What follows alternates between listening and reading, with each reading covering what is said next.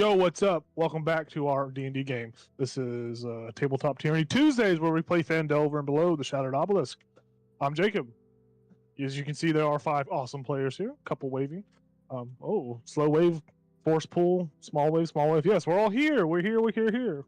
We took a little bit of time off from this campaign, well, both campaigns technically, but we are back. We're back, baby. If you haven't got a chance to watch our Icewind Dale video, check it out later. But for now, enjoy the show. Who has inspiration? Who doesn't have inspiration? No. I think most people want to use them. Yes. Josh, you got inspiration over there? Well, D&D on my laptop isn't loading, and on my iPad, which I use it, is also not loading. So I don't know if I have Josh. How could you? How dare you? Let me go look at your sheet. Okay. He doesn't. Let me see. It says Josh has the Wand of Orcus in his inventory. What the hell? No. That's where you put it. He does have inspiration or does not? It didn't look like he did on mine. Okay. Yeah, I didn't see it. I didn't see you have any on when I checked either. Let us know if it takes a while to load. Maybe what are you opening? What are you opening through, like the normal browser that you usually use, or sometimes I can launch it from a different one. Yeah, and I'm using it from the same one on the laptop, which is what I use for the map. Yeah. And then on my iPad is what I use for the character sheet. I'll start the map and see if the map shows up for you too. Yeah. Hopefully it just needs a little time to load or something. Yeah, I'll figure it out.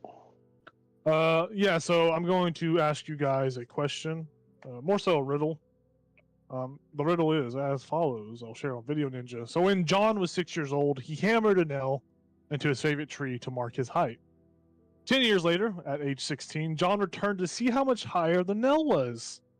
If the tree grew by 5 centimeters each year, how much higher would the nail be?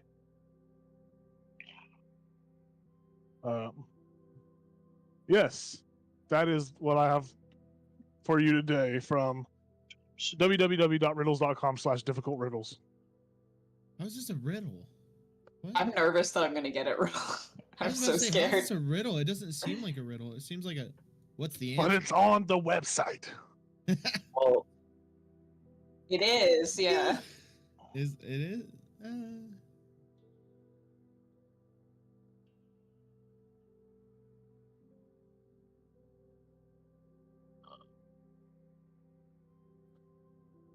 We see 30 seconds on the board.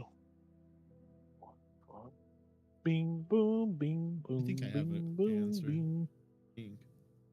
bing. I feel like this is a trick question. That's nice.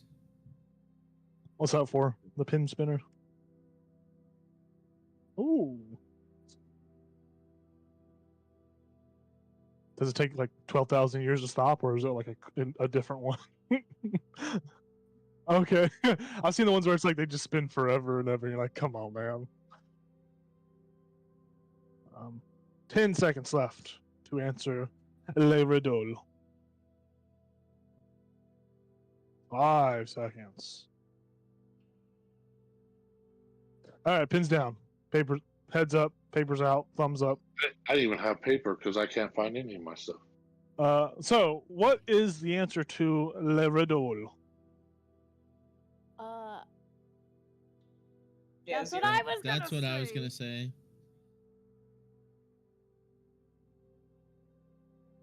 Your face is making me feel like we got it wrong.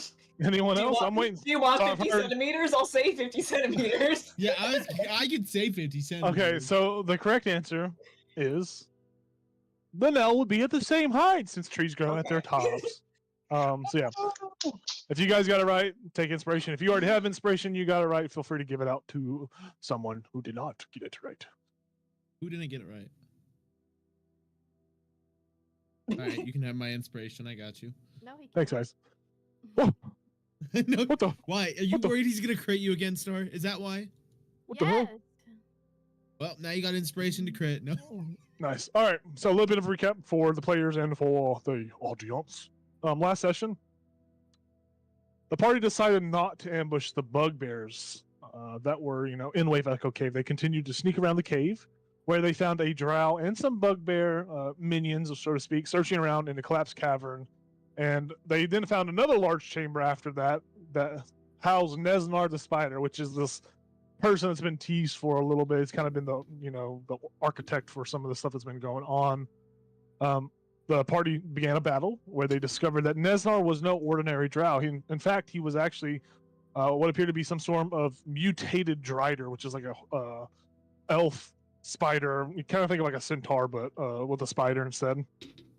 And normally where I say mutated, normally where there would be like spider body, it was actually just more drow body parts that kind of were grafted to form this like very grotesque spider body.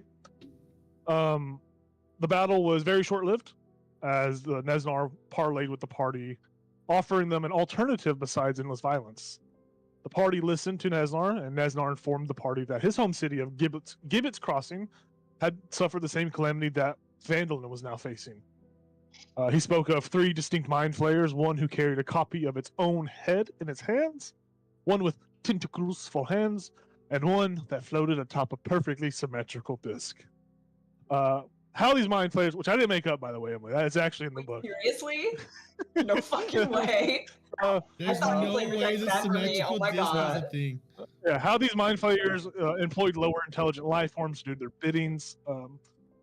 Filled with rage and what had happened to his city, Nesnar found himself researching for a means to exact his revenge, where he learned of the Forge of Spells, which the Rockseeker brothers had just made the discovery, found the map, and in doing so, he surmised that if he could get the forge back up and running, that he could create an item or weapon that could help him accomplish his goals. All he needed was a piece of an alien rock that was a part of these mind flayers' magical obelisk. And Nesnar tasked the party with clearing the rest of Wave Echo Cave. Wave Echo Cave's undead inhabitants, and he would make the item or weapon and then leave. Be out of the party's hair, no longer be a part of the grand scheme of everything. Leave the party alone, no fighting has to occur. The agreement, there was kind of an agreement with the party. They agreed upon that, and they took the rest in one of the chambers that had been set up as a sleeping quarter, so to speak, and they rested. Their watches were uneventful, only seeing a couple undead shambling away from the door. There seemed like one dwarven zombie or whatever was kind of like doing this routine pattern where it kept like coming to the door and walking away, touching the walls. Other than that, I will remind you guys had a long rest, so feel free to take a long rest. Make sure you change spells. If you have spells that you can change in and out, you definitely should take the time to do that now.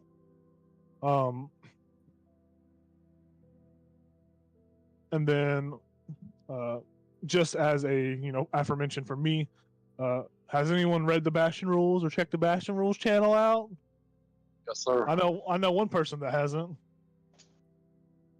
I did. Star. I haven't. Yeah. I'll be honest, I haven't either.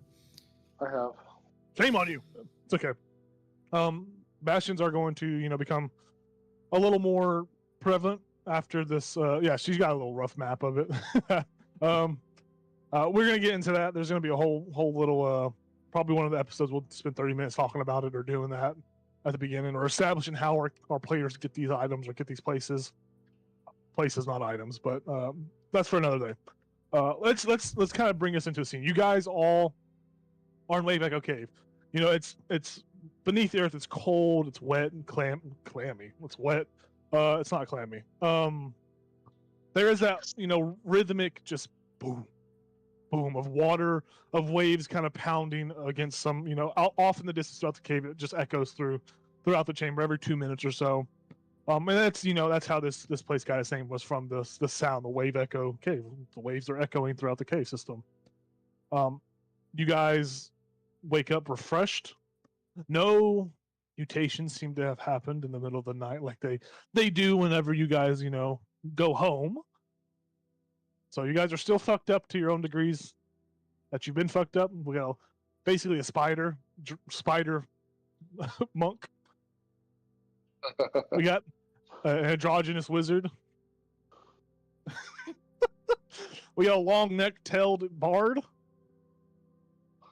We got Baz with a better sense of smell. And I think that's all that's actually happened to you, right? It's just a better sense of smell, isn't it? This guy. Wow. Then we got Keltris, who is swole. Pumbaa.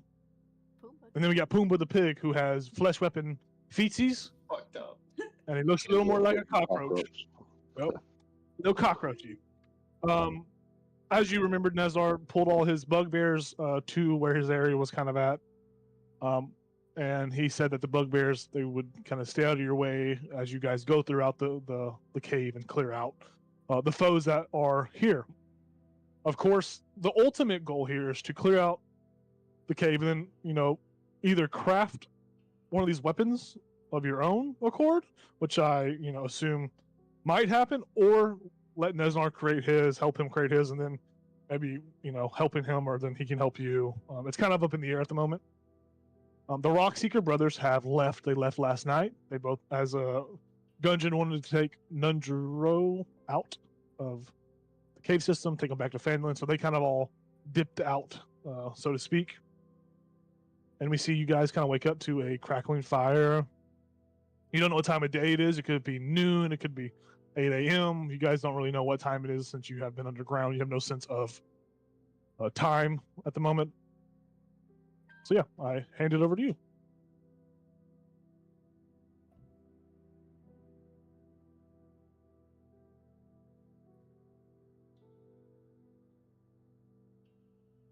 Yeah.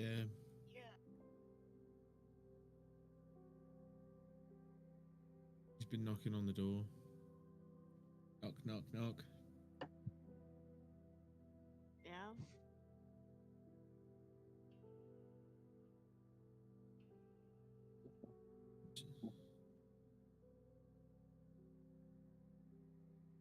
Oh yeah, Mara's cooking you some breakfast. Sprinkle a little bit of her spices on it. Perfect. Yeah, we see you guys cook up a hearty breakfast. Munch, munch, munch. Yeah, and just to remind you, this room itself, it's just mainly just cots. There's obviously the big fire. And then against both sides of the doors to the east, doors to the west, are barricades that have been, it's kind of like a dresser or heavy furniture that's been pushed against the doors to prevent any kind of adversaries from entering the chambers at night. And you guys are deciding to head out of the door to the east, is what I'm hearing. Are you scouting ahead with Rosie or any of your familiars, or are you guys just heading in there? What's that look like? Yeah.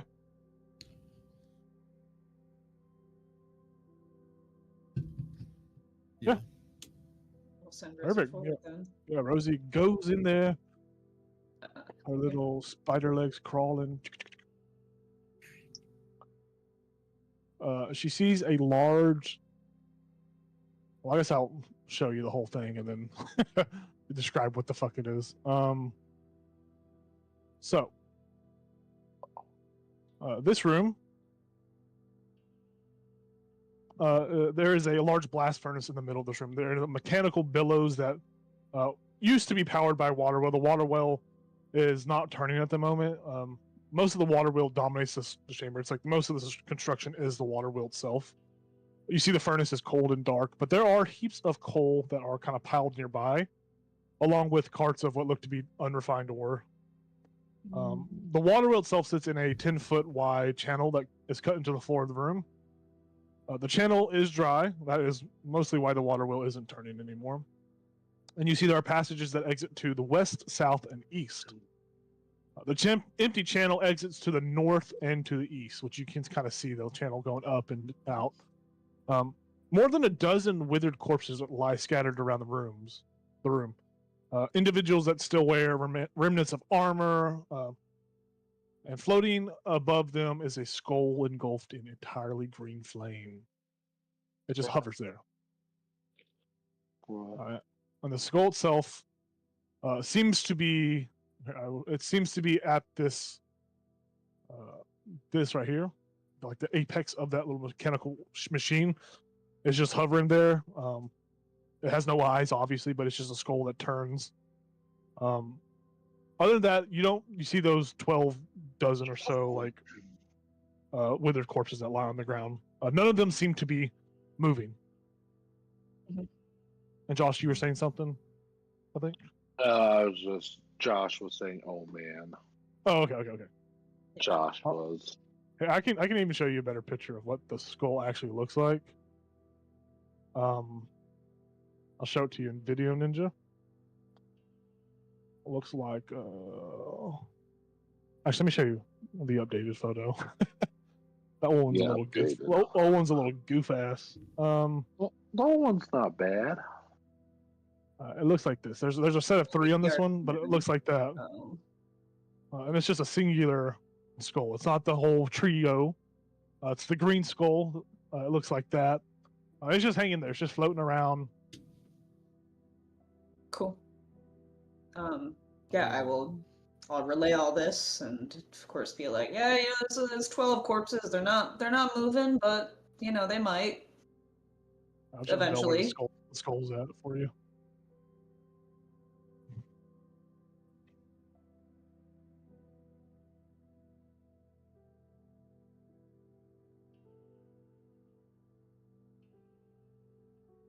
Sure. Yeah, that makes sense.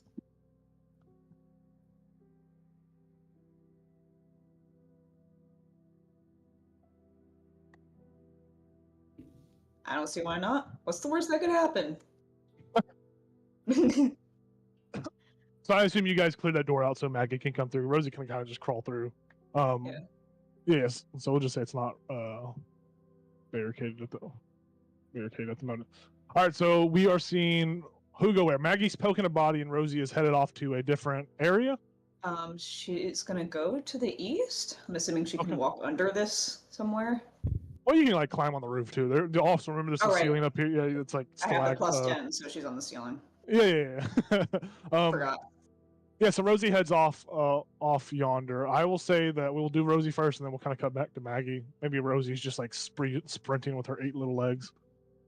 She's going to the east corridor, so she's going this way. You see it ends in a wall, and then drops down a little bit to like another separate corridor. Cool. She will look down in this one. Yep. This one, it looks like it extends into a looks like it extends all the way out. There looks to be a table in there, but other than that, she doesn't really get a good look unless she goes in there. Perfect. Yeah, she'll go in. Yeah. Right, so we'll say she does all that, and we will come back to Maggie as she goes into this other room. So Maggie pokes one of the corpses. He pokes the corpse right there. You poke those are mainly just bones and all that, so she kind of like pokes them. And they make like the typical Minecraft bone noise, like that.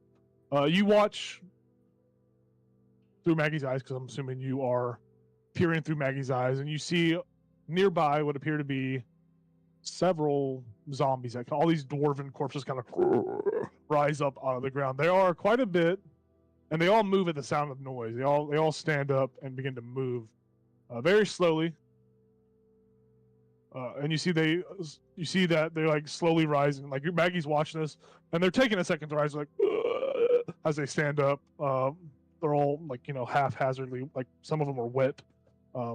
They all look like miners and like old warriors at one point, but they all just stand up and just like start looking around.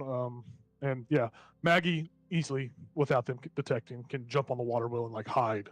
And they all kind of just like start roaming around the room aimlessly. After she does that. So we'll say for the most part, they're just moving around constantly.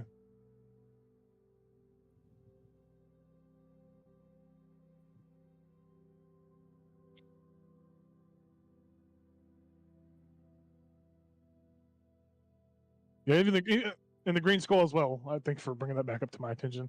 Yeah, it's like it's like it's like I was just like laughing at it. It's going about the room. And it's just like maniacally laughing. You can all hear it like laughing. It's like very loud and deep. Did it start moving after the zombies came back? It's been like kind of like idle 3D animation spinning in a circle, just like revolving. But it was the first to like move as the noise happened. Like it moved or whatever, and then the zombie slowly rose. So it seemed like it was a little bit quicker. Like it wasn't actually like, for better words, like unanimated at the moment. Like it was kind of just like always animated. But it is just moving around the room, just cackling maniacally, and it's like deep chuckle. But I'm not moving any more of those tokens. We're going to go back over to Emily, to Rosie, as she's in this area. So this chamber is quite massive. I'll read it out and then I'll reveal it. This is called the Great Cavern. So there are steep escarpments that divide this large cavern into 3 sections. You got high ledges at either end and a lower section in the middle, which this will make more sense when let me just fucking reveal it. This is goofy. All right, here we go. Yeah. There you go. Big.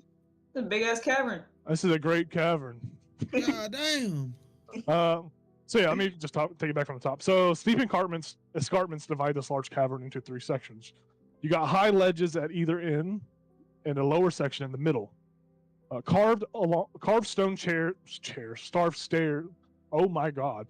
Carved stone stairs climb to the ledges, and 2 large tables stand in the middle section, along with a pair of old braziers that are unlit. A smaller table stands on the eastern ledge, and the skeletal remains of dozens of dead warriors attest to the fierceness of the fighting that took place long ago. And you see most of the bones are in that middle section. At the topmost section, Rosie can peer down and see what appear to be 5 grayish ghoul-like figures that are eating on bones and just sucking on a bone like it's like a favorite piece of chicken. And they're all up here at the top of this highest ledge. These 5 little ghouls. They are actively going to Chowtown on this corpse up here. Other than that, she sees that. She sees what looks to be a path back to the north where she came from, that stairway that goes up to the north. Looks to be a path to the southmost portion of that room, and then a path up here at the highest part that goes to the south. Okay. Barnabas will relay all this and be like, that. I wonder if we should just kind of attract them all this way and make kind of a funnel, like force them to come here and then just shoot spells at them. You could all thunderwave them again. Yeah, that worked really well last time. Is it a war crime if they're zombies? No, I think we might get a pass. Yeah. I can also shoot. Don't ask me how I figured this out, but I can shoot a web to trap them, possibly. Oh, because you're a spider? That makes sense. Yeah. I can shoot a web too, but with magic. Puma leaves over to Keltris. How does she know how to shoot webs, sire? Well, it's a long story. That's all I'm going to say. She can tell you if she wants you to know. Okay.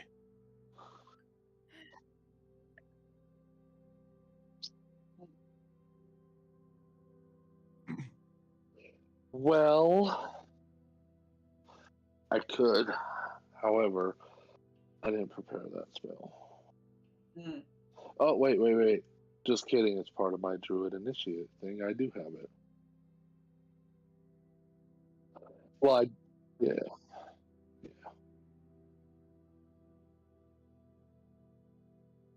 How do we... Yeah, it is concentration, and it is up to a minute.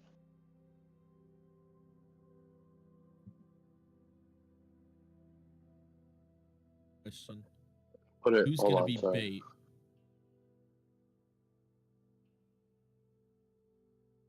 Oh, I can literally climb on the walls or on the ceiling and get their attention.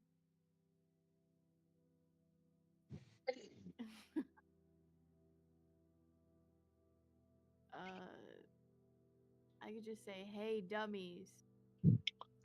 I mean, have you even tried to screech since you became half spider? I mean, hey, maybe you have a special spider screech now. I think you should try it.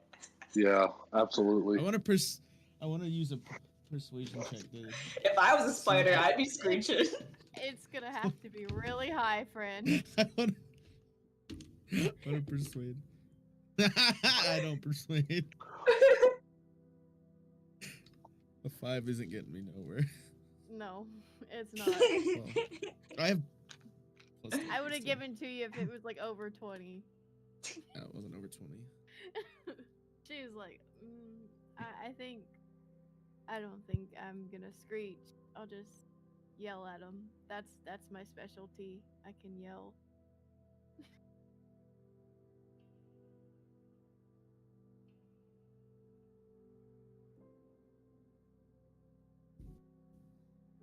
I mean, we could get them in this corridor right here. Be sick if I could shoot spells from my bed and kill them. Okay. Yeah, attract them to the room. Holy crap! This is so big.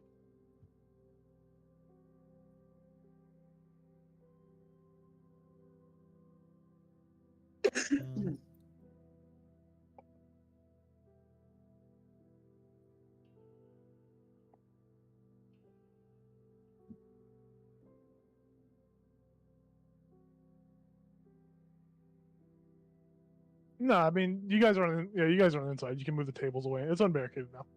Yeah.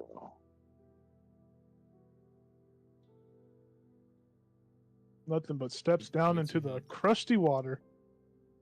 We A also have to giant snake remember resides. that's that's what I was gonna say. Very much the same. I'll just kind of reveal this up here as well. There's nothing spooky in there. The hallway goes back to the water. With the giant snake. That's where Nesnar and them were at. Yeah.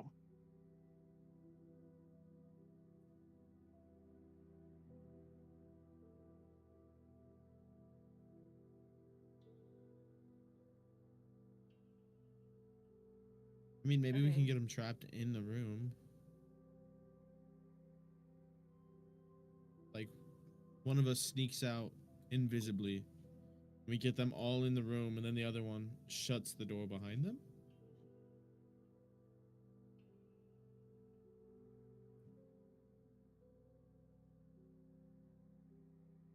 And then just open the door and thunderwave them all. If we can attract them, obviously.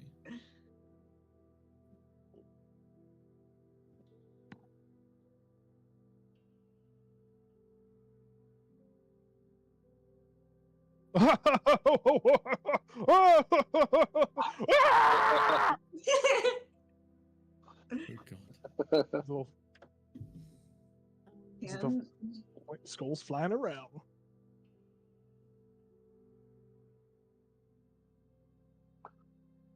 Well, Vara, what's your stealth? How good are you being stealthy? I thought I was a distraction, but I Yeah. am pretty decent at it. I was just 4. thinking maybe we could use a different, just a thought, a different distraction while you are hiding on the ceiling to close that door. Oh, yeah? And you don't have to waste the spell for invisibility if you don't want it.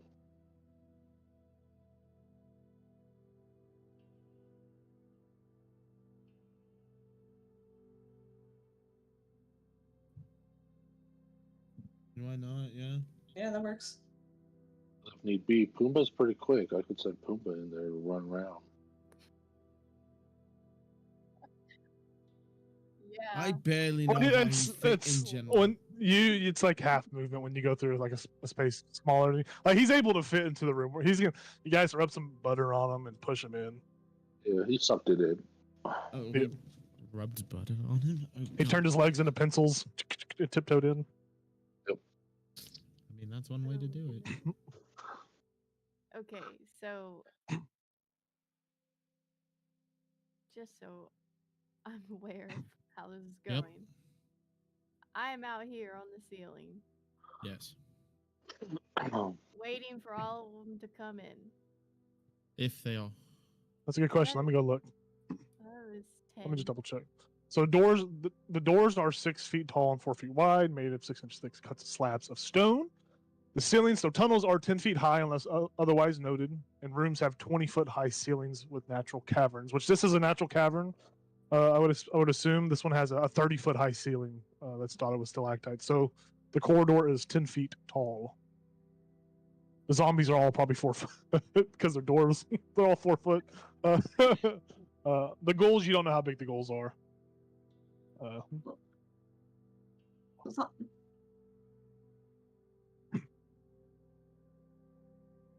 I mean, zombies aren't very smart. They might not notice you.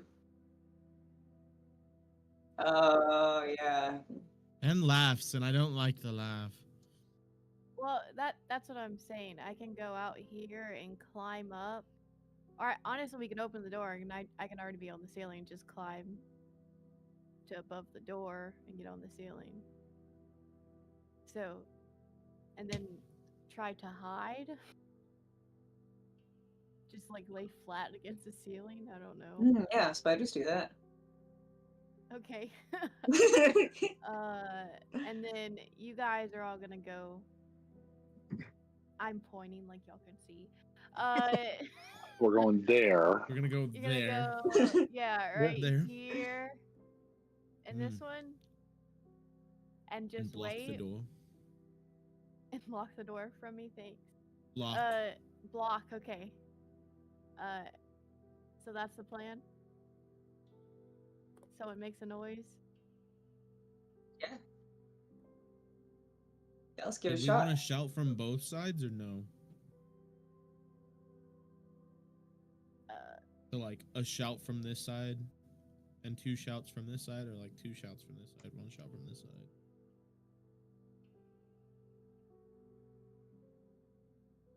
Oh no, I was meaning Thunderwave shouts. Yeah.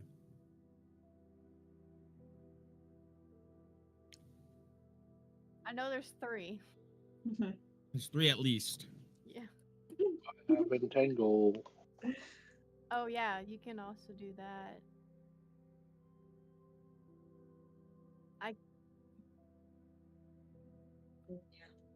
Yeah. Oh, just so you know, I'm not actually out here. Sorry, that was for my visual. He's just moving the skull. he's Skull's going bad right now. Why so serious? It's to the Joker. It's the Joker. You wanna know how I got these scars? My father. Yes.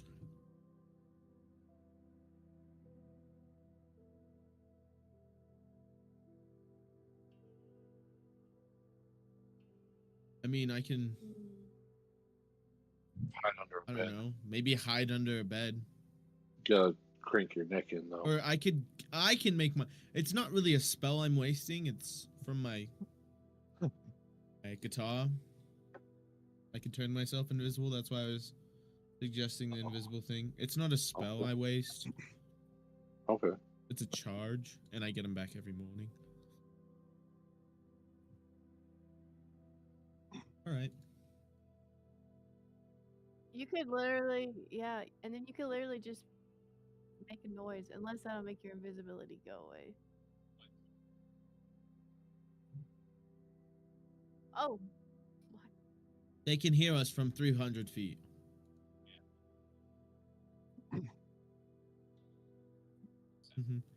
Well, we do have to worry about the snake. I'm a little snake. I'm a slippery little snake. I say we try and see where it gets us. Yeah, I we'll like be fine. that. I like that a lot. Yep. All right. I guess I'm heading out. All right. So you are going to through the door up to the top of the tunnel wall. Make a stealth check for me. And let me know what you get. Before she goes, long strider. Ooh, so you get 10 more feet of movement. That is not a concentration spell, right, Keltress? That just happens. It's just a instantaneous like thing for an hour. Yeah, I think it's just Cool. It lasts for 10 minutes. No concentration. Or it lasts for 1 hour. No concentration. 1 hour. Perfect. Yeah. You feel your spider legs elongate a little bit longer. These are not my borrowed. Before she goes, thing as well. Can I have casted Identify on that wand at some point? Yeah, we can say while these goobers are making a plan. Let me let me look at what the fuck this one was found in the. Yeah. It's found in the. Wand of attract undead. That's what it is. How'd you know? Let me go look at the actual cave because you found it in the snake little snake layer, right? Yeah. I'm pretty sure. Yeah. Yes, this is a wand of magic missiles. Hell yeah! All right, now I'm a real wizard. Let's go. Magic missile. Wand of magic missiles. That's the new one, 2024. Which it's still the same. Excellent. Still acts the same. I'm pretty positive. But yeah, make sure you put it on your sheet, and you can just use it because there's no attunement needed for that Woo. wand. Thank You you. are a wizard, Harry. Yes. Perfect. Party. Barnabas, yeah.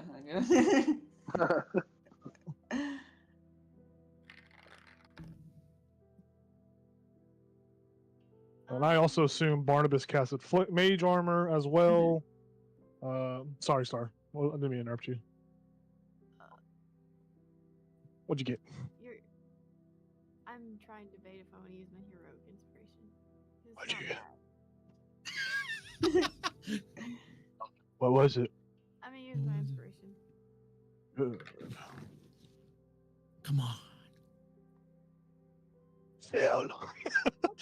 Fail. I rolled What'd the you get? same number. Oh! 8. It's not bad. It's a 15. Man, you make it playing not hard for no reason. Yeah, you're able to sneak in there easily enough. You just hear the laughter of the skull. It's just hee hee hee hee hee. Why does he keep changing loud? Oh boy! I want to be a real boy. Please.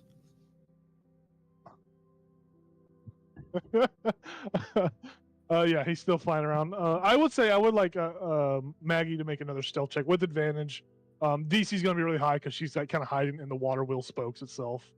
I doubt she's spotted, but just for the sake of narrative, shits and giggles.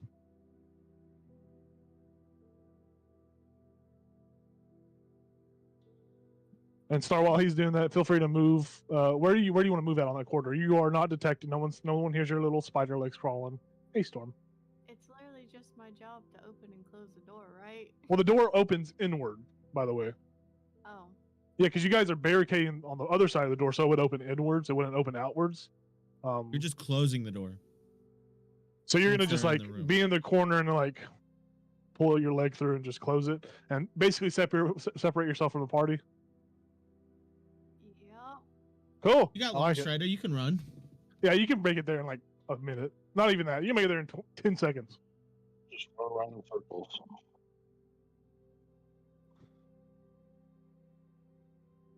We should have came up with a code word.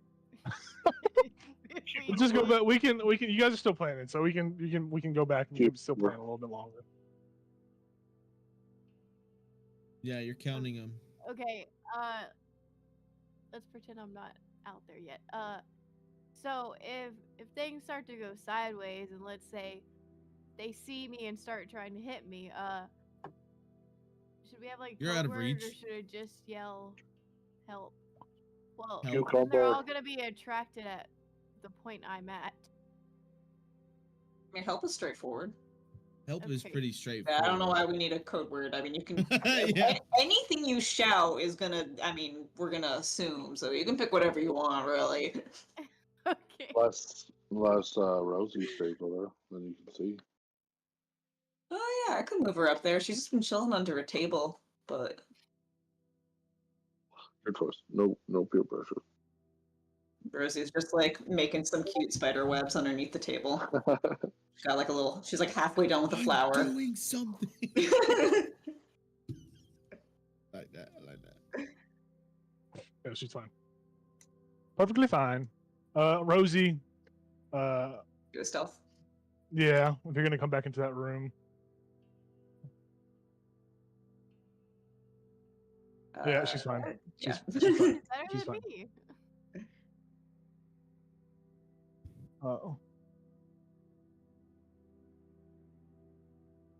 I will Yeah, say so- Rosie sees something interesting when she comes back into the room. She sees two of these zombies doing the Thriller.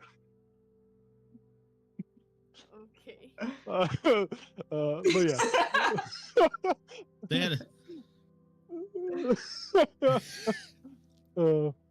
See Michael Jackson just lean. Yeah, you just watch one of the zombies just lean to an impossible odd. Yeah, perfect. So you guys are starting Operation Kaboom, Thunderwave. Lara is in the corner like a little spider, ready for the cue. The rest of you guys are backing out of the room.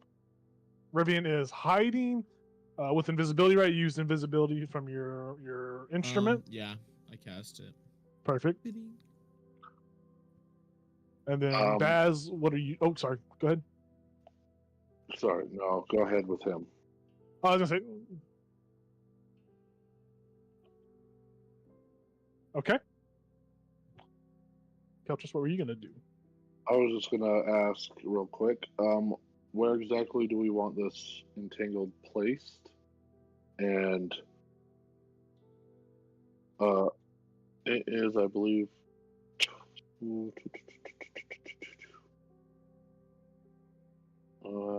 20-foot square. 20-foot square. 20-foot square within range of, was it 20 by 20? Right. It's a square box, 20. So it's like that. Yeah. Yeah, you can put it wherever you want. You can put it wherever you want. Okay. Do you want me to put it down now since you won't be there, or shall I wait? You're right. Here, I'll just put the template like back here for you, so whenever you want to place it down, Okay. you should be able to grab that template, right? You can move that template around. Let's see. Yeah, give me that thing. Perfect. Yeah, I got it. Besides the GABA, you guys can make gabagool. That was what I was trying to say. You guys can make like I guess like history checks, probably to recall information on anything you would have learned. Everyone can make that check. Like that can be said for the flame skull as well. Barnabas, I think Barnabas specifically would deal with the flame skull. That's more of like a wizardy thing. So if Barnabas wants to do it for that as well, feel free. 21. I'm a ghoul. I got history. You say 19. Ooh, some weird I got atmospheric 11. music. Okay. This combat music sucks. Who let me play this? You? We don't have control over the music. So basically, you guys are gonna learn information on this, on what ghouls can do. So ghouls are, they rise from the bodies of cannibals and villains with the prey hunger. So these are probably dwarven ghouls that maybe when times got hard down, they were eating. They were probably survivors. They ate their brethren. Ghouls are quite. Just because I'm only really got a crit, you guys got really high, so I'm gonna tell you probably one of the things I'm gonna tell you, like immunities or anything like that. But ghouls' claws, when they hit you with their claw, there is a potential opportunity for them to actually paralyze you. Just the foulness of their essence as they swipe out at you. If you lack Constitution, you become paralyzed for a short amount of time, for roughly like 6 seconds. Well, that's basically it about the ghouls. That's the only like big thing about them. I have a +1. You figure they might move the same as a normal person would. They are humanoid, so they don't look like they were any faster or slower. But zombies can move. Move a little slower because they have all these like dead baggage that hangs down with them. These ghouls are like very much like tight-skinned, limber. They move about. They probably chase their prey down. Zombies kind of just wait with arms wide open for their food. So I got my Creed reference in for the day. Yeah. Yep. Hold me now. But as far as like speed, I'm not gonna give you the exact like number, but you could just assume that's just a normal humanoid's speed.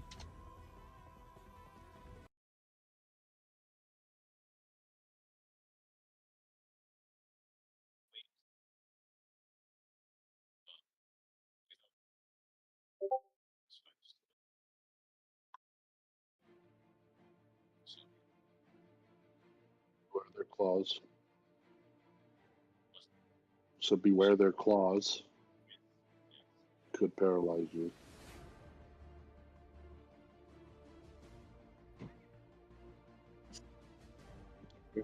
I got a 15 on Arcana for the skull.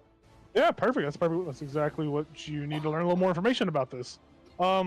Obviously these were at some point wizards or something of that nature, you know, or enchanted. The big thing about this that you can kind of recall, like the one thing you hone in on, is that these puppies can cast Fireball. Only once per day, though. That's like the big thing you learn with the 15. That's like they're like most common. Like they go out. They're going out with a bang. You know that. That's mainly it. Yeah, I'll relay that. Like, I just remembered something. Yeah, those green skulls. I saw them in a book once. They can cast Fireball. Isn't that crazy? We little So I can't even cast Fireball. I lost that book a long time ago. All right, no Wait. holding hands. And this is Fireball size hey, for reference. it'll probably be me.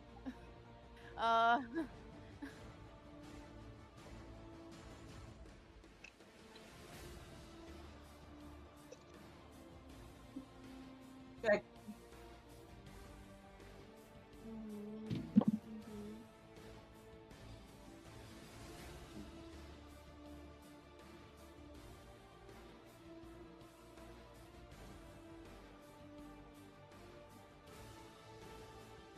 I mean,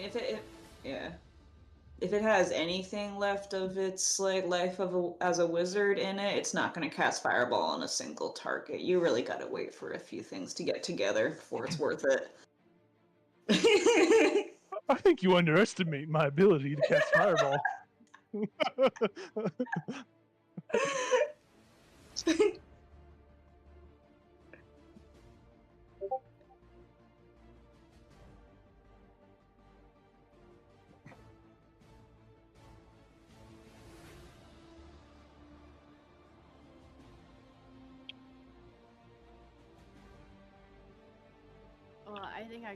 Well,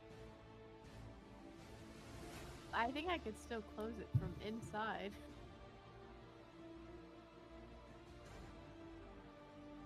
I'm gonna be in there Well, with so them. is Rivian. So Yeah.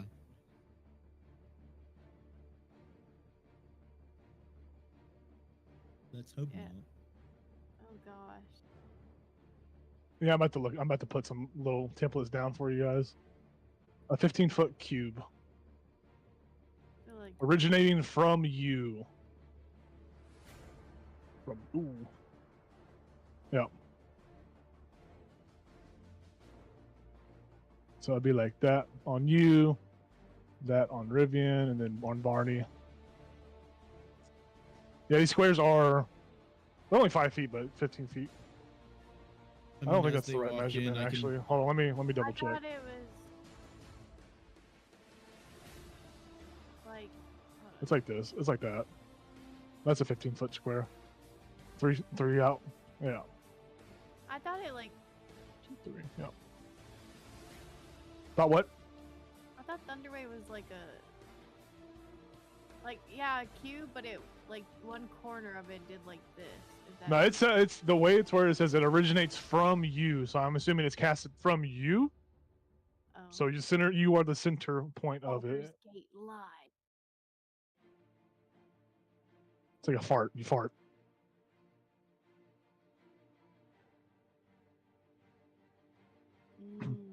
So here's a Thunderwave I'm template just going for off you guys. Baldur's Gate. I'm not I gonna mean, lie.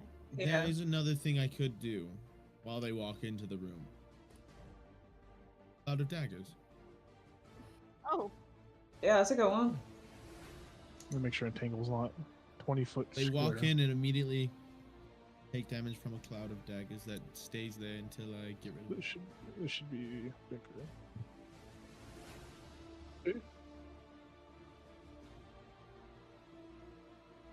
Yeah. One in this corner? Oh, don't think Entangle's that big. Yeah, I'm trying to. The way it's kind of hard for me to like fucking measure this shit with these overlays. Am I Yeah, also it should am I be. using web at any point? Let me just draw it. Need to. We have like entangle down. That's. Okay. Yeah, it's like that. So I think I mean, if I things think go awry, you know. Yeah, the first one was right. yeah, it's just it's confusing. I don't know. What do I use to do that? Overlay is select the little. If you just press O, it'll pop up with a couple of overlays on the side. But you can just click on the little. Overlays. It's like a triangle, circle, and square. Let me make sure this square for fucking Thunderwave is accurate. So it's 20 feet from you. So 4 squares from the person. Let me just make sure this is right.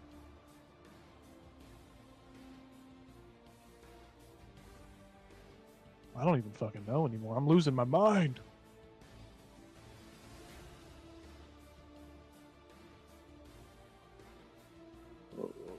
Yeah, that would be how much thunder. That doesn't look right. I don't like that.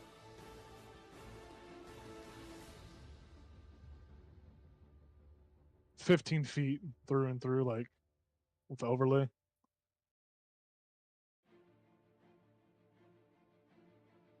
Like yeah. I think I'm taking it indifferently. That's how big Thunderwave is, by the way. This is the new standard we're going by. Because this is ridiculous. Okay, sorry.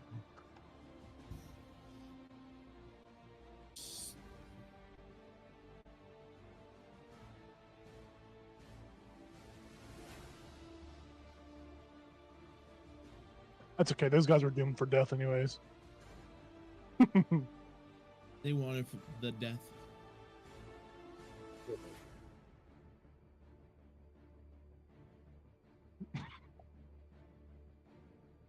Yeah, that's a good idea. I like that. I like that. Firing squad.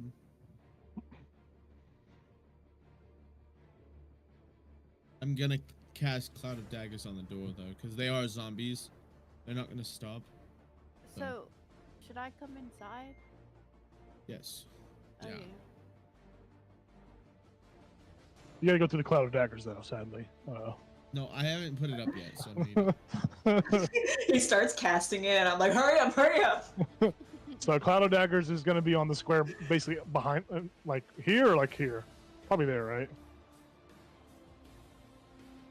The little red one? Yeah. Okay. So lock that in place.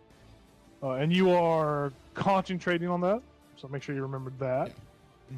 It'll Make be it a yellow. minute long, so basically once they start flooding in. Yeah. Okay. Oh, you haven't cast it yet, so I'm not gonna make it yellow.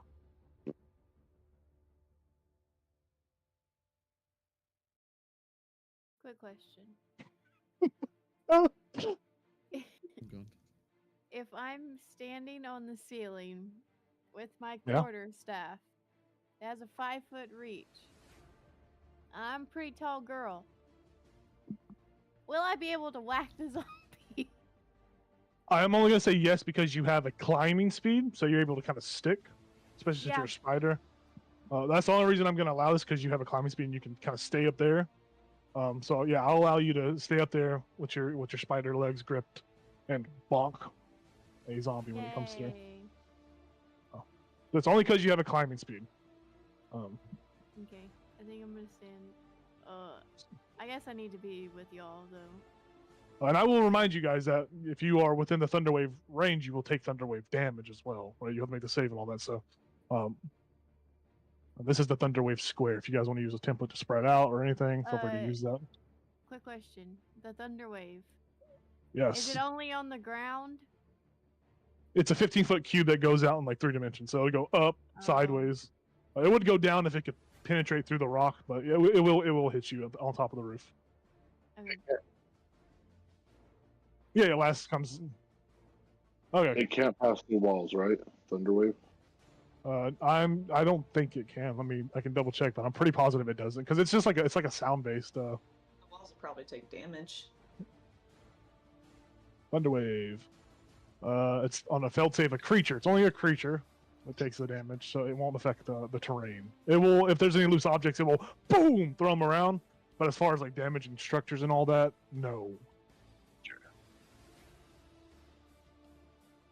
Oh, I'm ready whenever y'all are. I'm ready too. Okay. Cool. All right, SpongeBob's. So let's do from the beginning to end just what the plan is. So I know, and we're all on the same page. And then whenever it goes to shit, we'll improvise. So what is the plan from the start? Baz, you speak.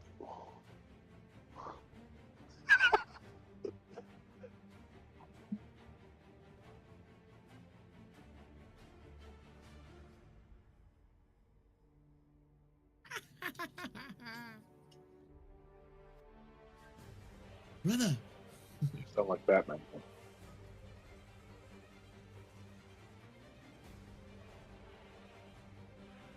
I'm gonna have it up as soon as the first couple get in. So, like, basically, I'll wipe out the first little bit that come into the room.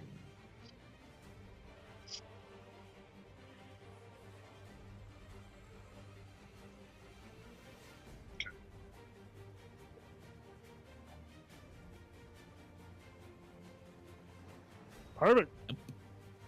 So Good.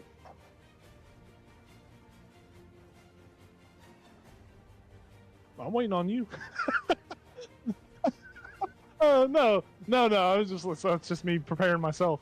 Oh, actually, before you make a noise, do you guys just want to? Let's just say we can all just roll initiative, like surprise initiative, basically, where you guys have advantage, they have disadvantage, just so we have like a tactile, like a strict order.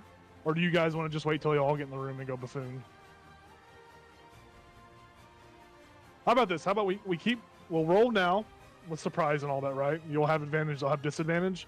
And then they won't go into effect until basically after, you guys cast up spells and stuff. Because you guys are ready, you're going to have like a free turn basically. So let's I'm going to make the initiative tracker. We're going to roll for everything, and then that won't go into effect until, shit hits the fan. So let us get all that into the tracker, and then I will call out. All right, Barnabas, what'd you get? Roll with advantage. Yeah, 16. 16. Baz. 16. Keltris. Nat 20 for 25. This guy's handsome. Okay. What did Maggie get?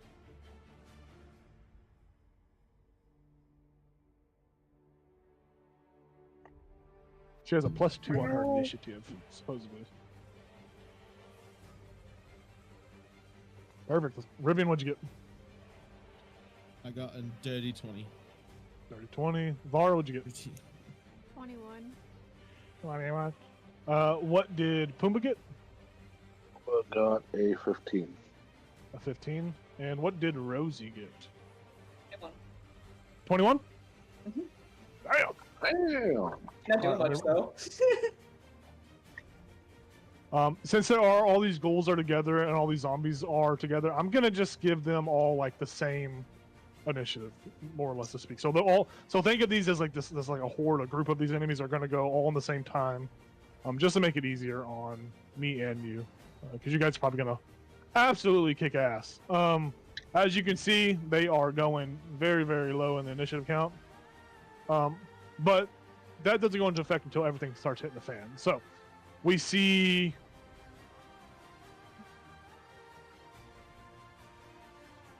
Whenever time comes in there. Yep. Yes. The moonbeam is a 5-foot circle, right?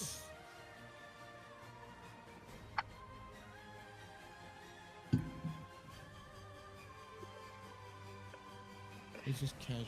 Well, I was just putting it on top of it, like, because it's gonna be centered on that square, so on that 5-foot thing. So, all right. So those are there. I'm just gonna lock them in place for now, and then whenever time comes to move them, we'll unlock them. And those aren't going into effect until shit hits the fan. Perfect. So let's start this off. You're casting Thaumaturgy. What is the sound that you are making?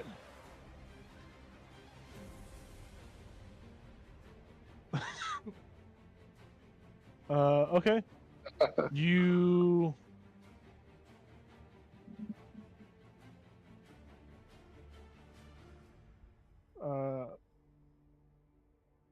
You're gonna hate me for this, but there is no change.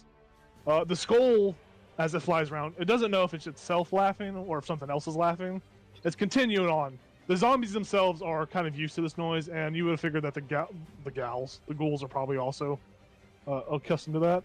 So you don't see any kind of like interaction that changes their demeanor or movements.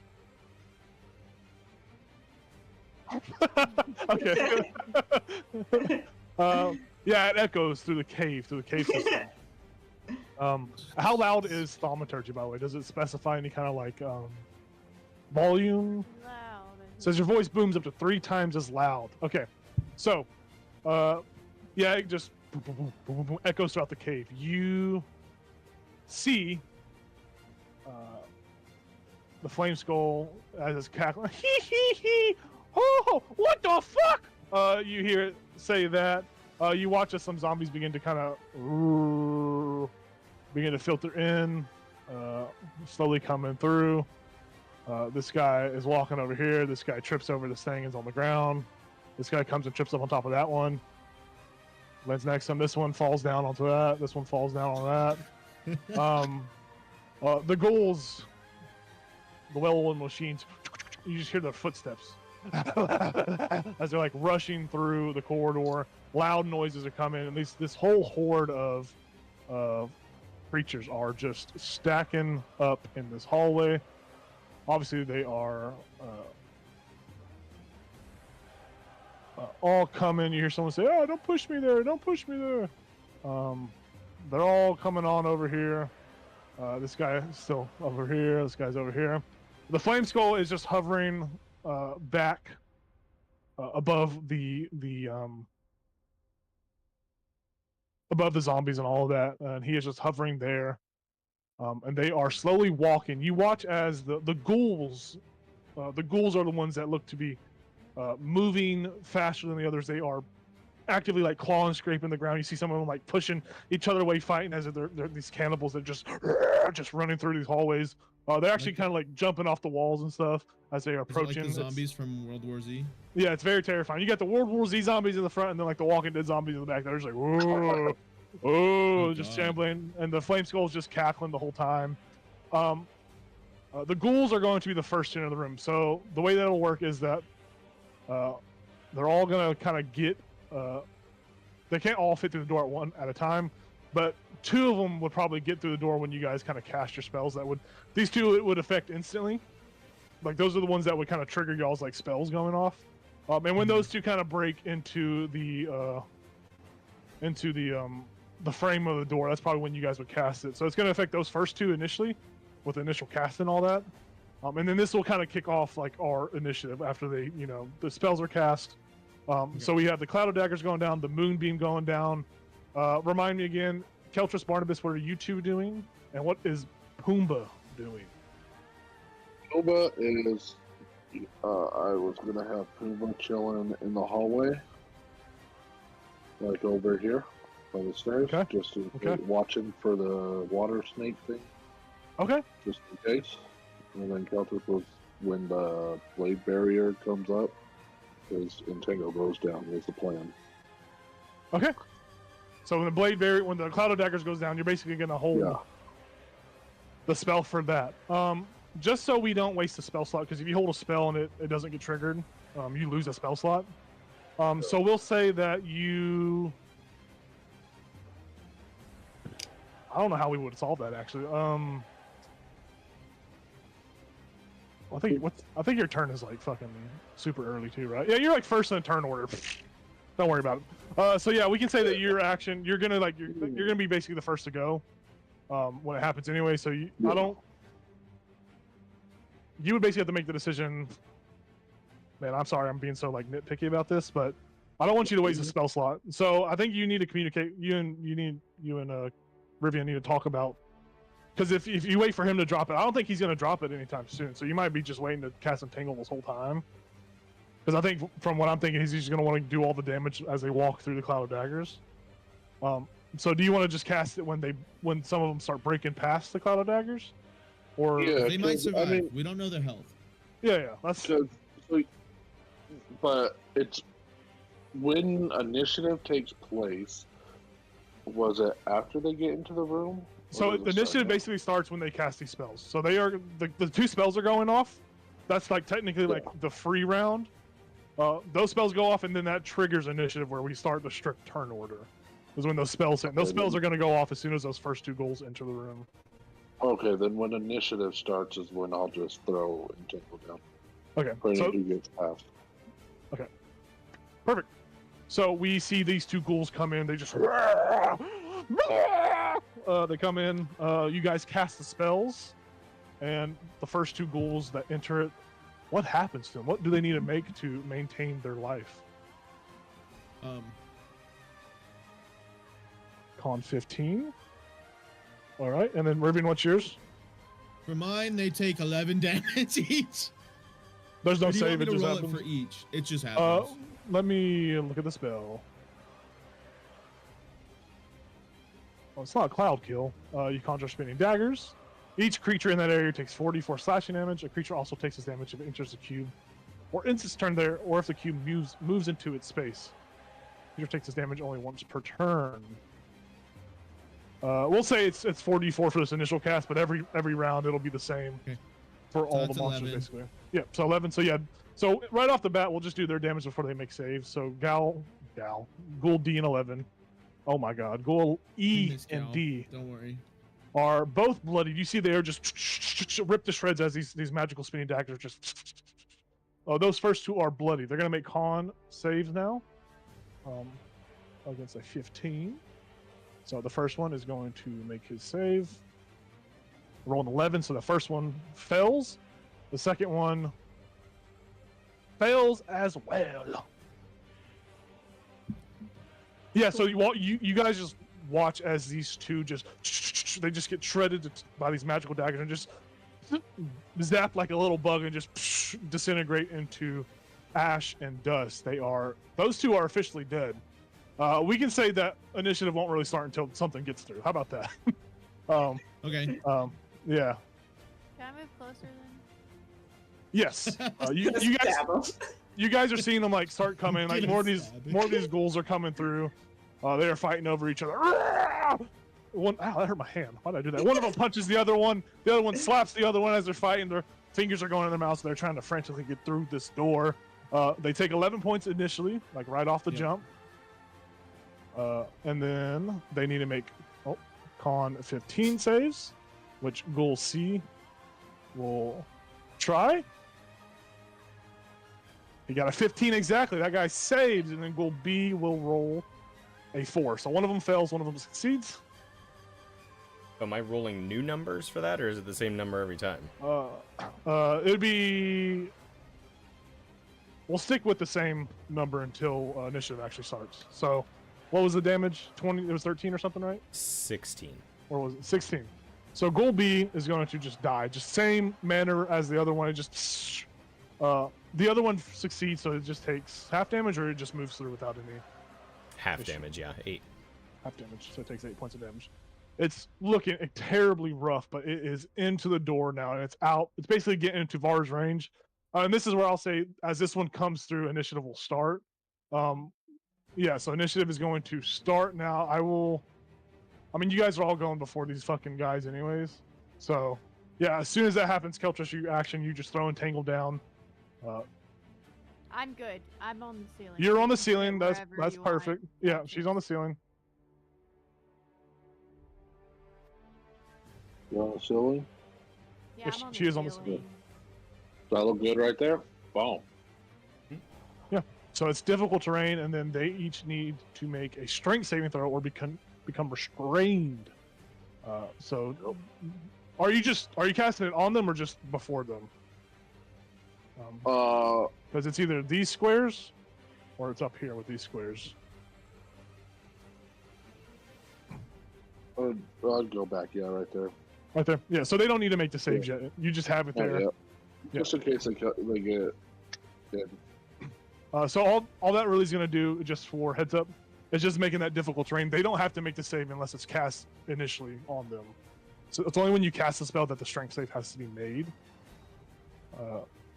That's the only one that restrains them. You can cast it on that one if you want. Like, I'm good. Yeah, let's do that one more. Yeah, so it'll try to make a strength save to avoid being restrained by the plants. A 12. Well, that is the save. Gosh. Yeah, so it's like the plants are trying to rip at it, and it's just pulling off dead flesh, and it's it's affected by the difficult terrain, but it is not restrained. Perfect. Do you want to move or do anything else as part of your turn? That was my action, huh? Yeah, no. I'm gonna stay there and just be ready to start shooting people with my bow. All right, we go to Rosie, who is all the way over on the roof, chilling with her 8 eyes. Mm-hmm. She is going to dash. This guy's hovering like 20 feet in the air. 40 feet. It's 20 feet. Yeah. Oh, that's the skull. I didn't even notice. All right, maybe the Rosie's not gonna get that close to him. Yeah, he's kind of just floating idle, 20 feet up. Yeah. All right. Then we go over to Barnabas. There's not really a whole lot for him to do. I don't think. You got a wand of magic missiles. I know, but there's nobody. I mean, like, what's like? Oh, right. Okay, the ghoul's live. You know, he's just gonna ray of frost the ghoul that got through. I think. Okay, go. It needs to make. You gotta make an attack roll against it, right? Yeah. Let me find it. Where is it? 21. Yeah, that's gonna hit. Does 1 damage. One Like, damage. Single icicle. Does not kill this ghoul. It's just like impels in his leg, and it slows him by half of his movement. I'm pretty sure, or loses 10 feet of movement. Mhm. The ray of frost, but he's still standing. Barnaby is like looking at Keltris like, I hope you didn't notice that. I didn't see Perfect. nothing. I'm just rereading something one more time for my part. All right, cool. We move over to the next party member, Spider herself. Laura. I'm Whack gonna it. hit him with my staff, yeah. Fuck him up. Maybe. 14? A 14 does hit him. I'm gonna do 2 him. Yeah.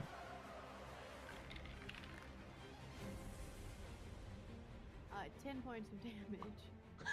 Yeah, you absolutely just beat the shit out of this guy, and he just dies in front of you.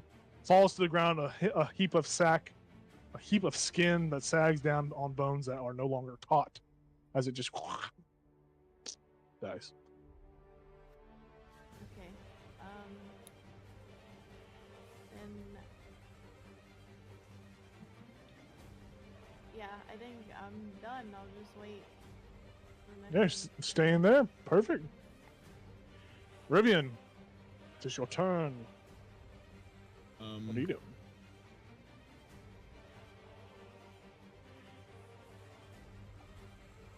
I'm concentrating, Yes.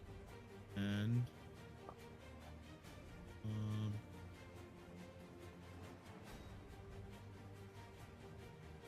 I'm concentrating.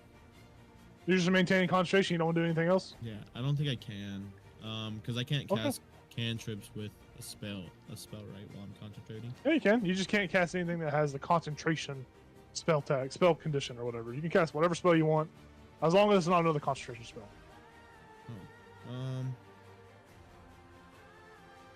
I'll just cast on this.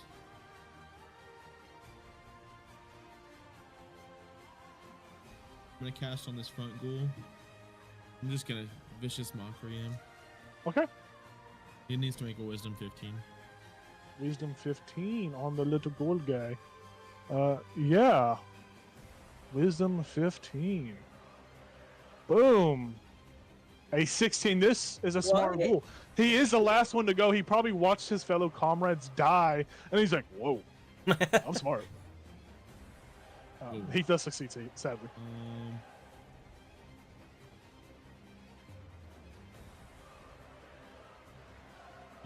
Yeah. Then I miss. Okay. He wags his finger at you. Says, honey. Okay. We go to Baz. I'm gonna move my moonbeam. Can you unlock that? It won't let me. Yeah, I got you. Boom. There you go. Oh shit! Right there. It's like just like a laser beam. Perfect. So we need the ghoul, the zombie, and the zombie. Is it at the start of when it moves into them, or is it just on their turn? I think it's when I move it on.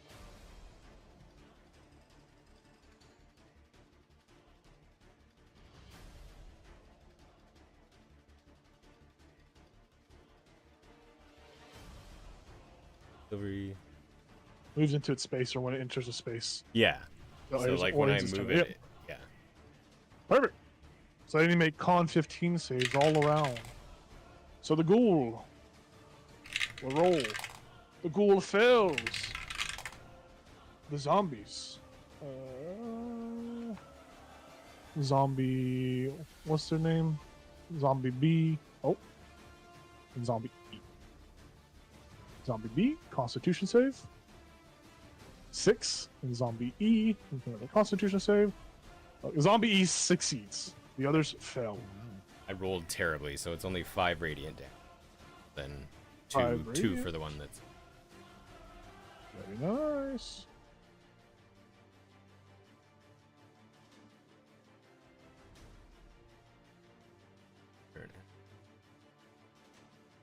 A magic action, so that's just an action. Yeah, so that's like your action. Yeah. Okay. So you just carve a path with those moonbeams as they sizzle.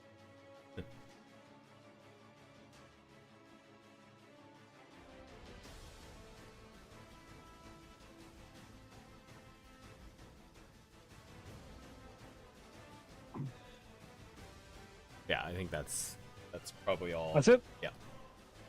All right, we go over to Pumbaa. Josh, do you have your headset on? Perfect. I will say, Josh, you're muted, but also have Pumbaa make a perception check for me. Pumbaa fighting the big snake. Have I been muted this whole time? Yeah, you haven't talked to him. I didn't mute my ninja. Sorry, I apologize, guys. Let's see. Pumbaa is just going to, yes. What'd you say? Roll perception? Yeah, make a perception check for him. Oh, just kidding. It's not an advantage. 19 plus. Is that wisdom? I believe 19's fine. You don't need to add anything. 19 minus 2. He hears the bubbles, the water's bubbling behind as a large constrictor snake begins to slowly emerge from the water. Eyes hungry for a fat pig. He's just gonna be like, guys, we got company. However he speaks. Starts dancing with the hula skirt on. Yeah. He just dances with the hula skirt. Yeah, he's just gonna holler over there. We got the snake coming. Shit. Perfect. Is he gonna do anything else? While he's there, or no? Well, can he hold an action? Yeah, I don't see why he couldn't. Okay, he's just going to hold the gore action. On the snake if it attacks him. Yep. All right, perfect. We'll move over to the next participant in our lineup. Little Miss Maggie. What is Miss Maggie doing? Oh, she's curled up, taking a nap in that little section of her deal. Licking her paws with disdain. Yeah, basically. Yeah. All right, we come over to the. Uh-oh. The flame skull is going to kind of drop down to 10 foot so he can see into this hallway. And he is going to peer into this beautiful room before him, cackling maniacally as he sees a beautiful spider clinging to the roof. He's gonna... Actually, I don't think he can see you until he flies up here, and then he can see you. He's going to actually cast it at the back of the room. He doesn't see Vara. Vara's 10 foot up, and there's a couple zombies in his way. He's smart enough not to go into the fucking moonbeam.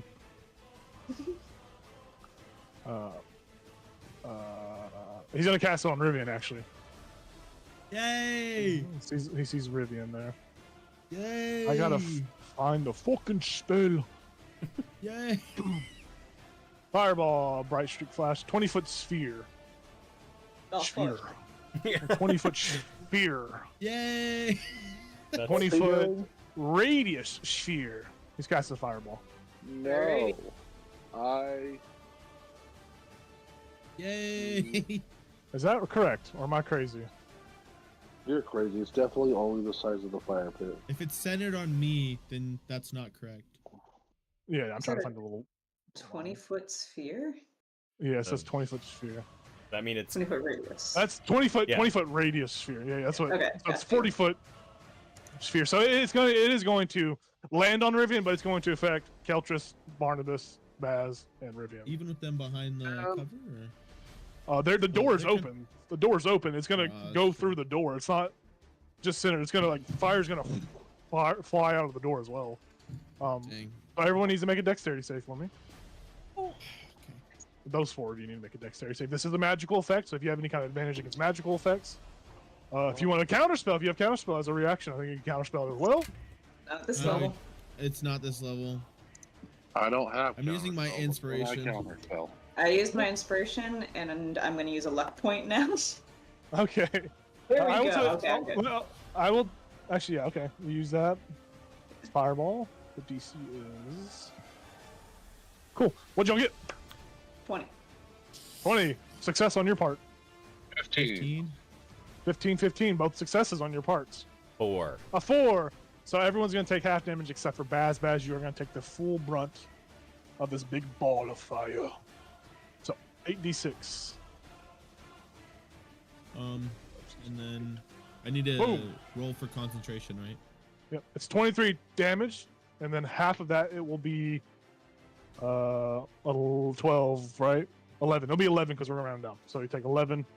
If you succeeded, concentration check. You need to make a DC 10 concentration check on that. That will also apply to Baz, who's concentrating on that spell as well. I And got Baz, your exactly concentration the same check. chilling. Your concentration check, Baz, will be higher than that. It's going to be half of 23, so it'll be a DC 11. That'll be a DC 11. Yeah, and I have advantage 10. to maintain concentration. Perfect. Barely had that. Got an 18, so Tango's still up. Yes, sir.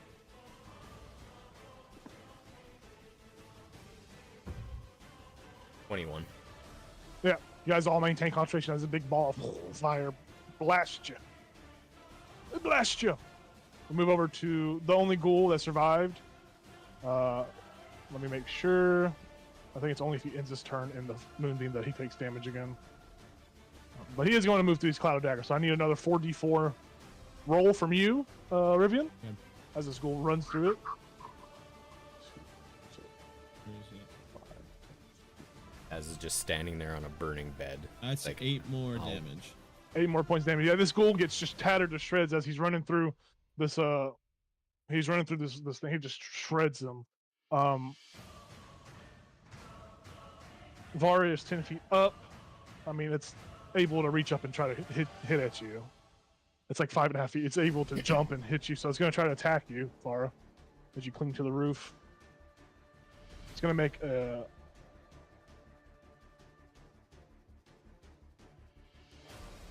Gonna make 2 claw attacks against you. So, I'm gonna roll. First one is an 18 to hit.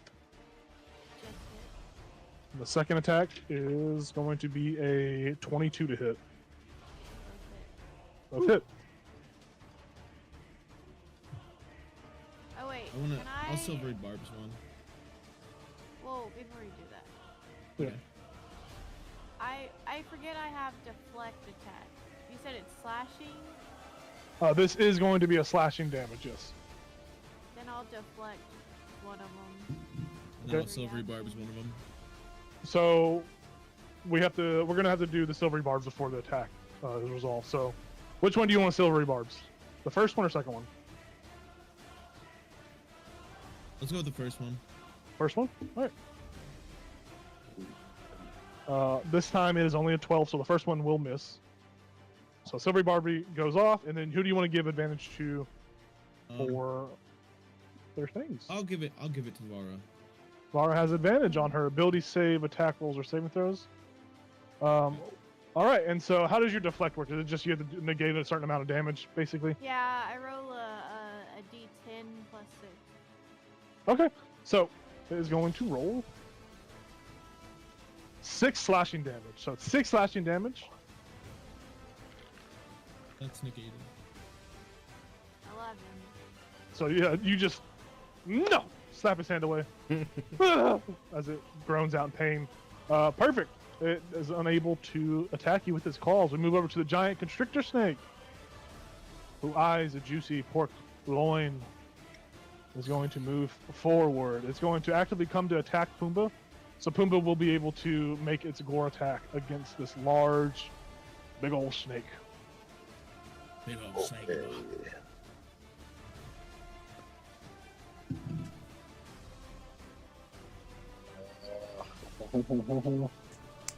Yeah.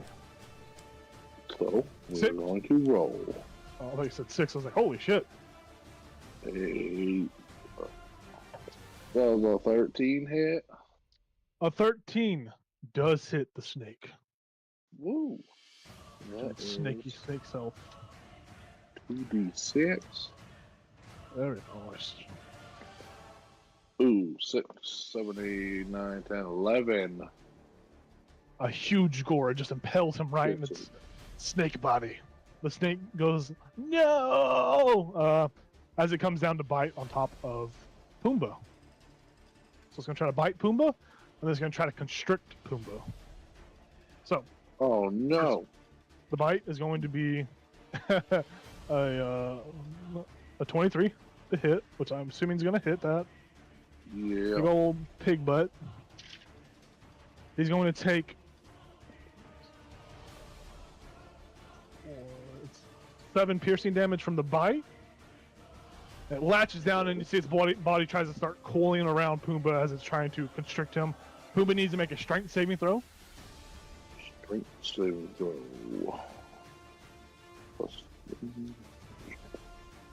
Oh no! That's a 6. Oh wait, nope. That's a 8. Pumbaa has been constricted. The snake just bites down on him. Pumbaa starts to scream out in pain as the snake starts to wrap its body around, constricting Pumbaa. Pumbaa's going to also take an additional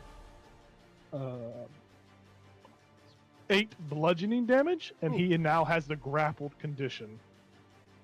So Pumbaa is grappled, means he can't. His speed is 0, and his attacks have disadvantage against other targets. And the grappler can drag or carry him when it moves to bring him into the water to drown his big pig self. Pumbaa is grappled. Oh, that's so rude. Pumbaa, no, get down! They Mr. President. call me Mr. Pig. All right, so all the zombies are about to shamble forward. So these zombies have already taken damage from the moonbeam. So Right. they're gonna go here. So it's 5, 10, 15. He's gonna take the 8 points of damage, I think, right? 8 points of damage. It's bloody now. And it is going to, that was what, 5, 10, 15, 20. That's as far as he move. He only moves there. He is unable to reach Vara. He is not able to actively grab her. This zombie's going to move through here, take 8 points of damage as well. He is now bloodied. And so that was what, 5, 10, 15. He's going to move to like right there, basically. Oh, I'm tripping. These guys can dash. So this guy's going to dash 2 squares. That's 10 feet of movement, 20 feet of movement. This guy's going to dash 10 feet of movement, 20 feet of movement. Oh, as they walk forward. These other zombies are... What? Strength saves for the zombies? They don't make strength saves unless it's cast. No, they're not... The strength save only happens on the initial cast. The rest of it's just difficult terrain. That's what I was trying to explain earlier. Mm-hmm. Yeah, so it's just on the initial cast that the creatures make the strength save. Yeah, each creature in the area when you cast spell. Yeah, so when they enter the moonbeam, do they take damage, or is it only if they start or in their turn there on this turn? It's any new creature that enters it takes the damage. Any creature that was already in it takes damage at the end of their turn. Okay, so we'll say 5, 10, 15, or 5, 10, 5, 10, 5, 10. Those guys are all going to make their con saves. So zombie F. Con save. Spell. Zombie A. Con save. A 20! He succeeds! That guy's crazy. Strong as fuck. Zombie C. A 7. So 2 of them fell. So they take the... How much damage was it from earlier? It was 5, yeah. 5 damage. So 5 damage. Oh my god. 5 more damage. And this guy only takes 2 damage. Alright, so these guys, they moved 15, 20. This guy's going to dash. So it's 25. He takes the 8 points of damage. Ethan? From your Cloud of Daggers, yeah. 8 points? Yeah, 8 points. So he's bloody now, still standing. That's 20. He is basically like right there with his dash. Zombie C, move 15, 20. That's his full movement. He's going to dash 5, 10, 15, 20. He's going to go around. He takes the 8 points of damage from the Cloud of Daggers. He is now bloodied. Zombie A already took his damage from that. I think he gets 1 more square movement and they can dash. So 5, 10, 15. He can't really move any further. He can't get into that area because of the entangle. And take too much movement. Zombie G is finally gonna go. Look at this guy. Yay! 5, 10, 15. He's gonna make a Constitution save. Fail. At 8, he fails, so he takes 5 damage. He's gonna move. However much, he's basically gonna dash, and he's just gonna end up like right here. But he's gonna take 8 more points of fucking damage, and he's bloody as well. These guys are getting turned into lawnmowers. The lawnmower's killing them. And then with that, oh, these other zombies need to go too. 5, 10, 15 goes prone, stands up as a dash action. This whole turn. Dash action 5, 10, 15, 20, 25, 30, 35, 40. Perfect. All right, now back to the top of the turn order. Keltrish, you were the first to go. The zombie horde is starting to walk in. You see Vara slowly being kind of surrounded, her body kind of disappearing into the masses. The zombies don't appear to be like reaching up at her or attacking her, as they can't actually reach her. The ghoul is trying to attack her, but the room is getting crowded. The zombies are slowed as the vines and roots grasp out at them, slowing them down. What are you doing? Son of a biscuit, man. And you see Pumbaa has been grappled, and he's like, "Sir, help me, please!" Yep. I'm gonna attack the snake. All right. So I'm gonna flip around and I'm gonna shoot a bow. I'm gonna shoot my bow thing at it. Ooh, which is 19 plus stuff. Yes, hits. 19 plus 5. Ooh. And that is 1d6 plus 5, and I'm going to do the Dreadful Strike. Cool. So that is 11, and then for the Dreadful Strike, It is 9. So 20 So points total. 20 points of damage. Boom! You watch as you hit heavy on the snake as it's now bloodied. You find the right angle and you make sure you don't hit Pumbaa, and you hit the snake like right in its fang, like Yep. bounces the fang and breaks the fang off. And then biscuit.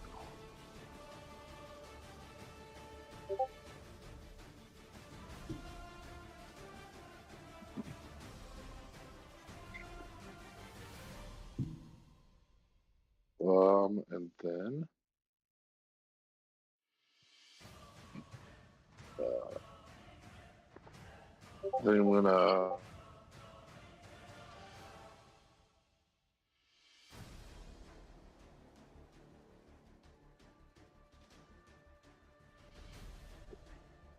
round Barnabas, right there. Then that's it. That's all I can do. Cool. All right, move over to Rosie. What's Rosie doing on her turn? She is gonna go over to the blast furnace and start making a in the blast furnace. So start making a web in the blast furnace? Yeah. Yeah. Beautifully done. Barnabas, what are you doing? You're hearing the struggle from behind. You're seeing the horde of zombies walk through, all of them getting cut up and burned by this radiant moonbeam and this cloud of daggers. Really quickly before you go, Emily.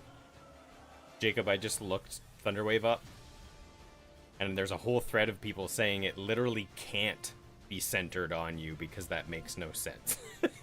So Star was Star thread happen. When did this discussion thread happen? Because the way it says now, it is from you, so it emanates from you. They have changed vocabulary around. So when was this Reddit thread established? Because from what I'm reading, I'm ruling it as it emanates from you. Oh, okay. I mean, if you want to rule it way, that I mean, Yeah, the original wording just the was way I a read wave it. of thunderous force sweeps out from you, but everyone in this thread is saying that from you means either you're at the corner or you're at the edge of it, and it goes out from you. I mean, hold on. So it says cube as area of effect. A cube is an area of effect that extends in a straight line from a point of origin located anywhere on a face. Okay, so I'm wrong. I'm in the wrong here. So yeah, you're right.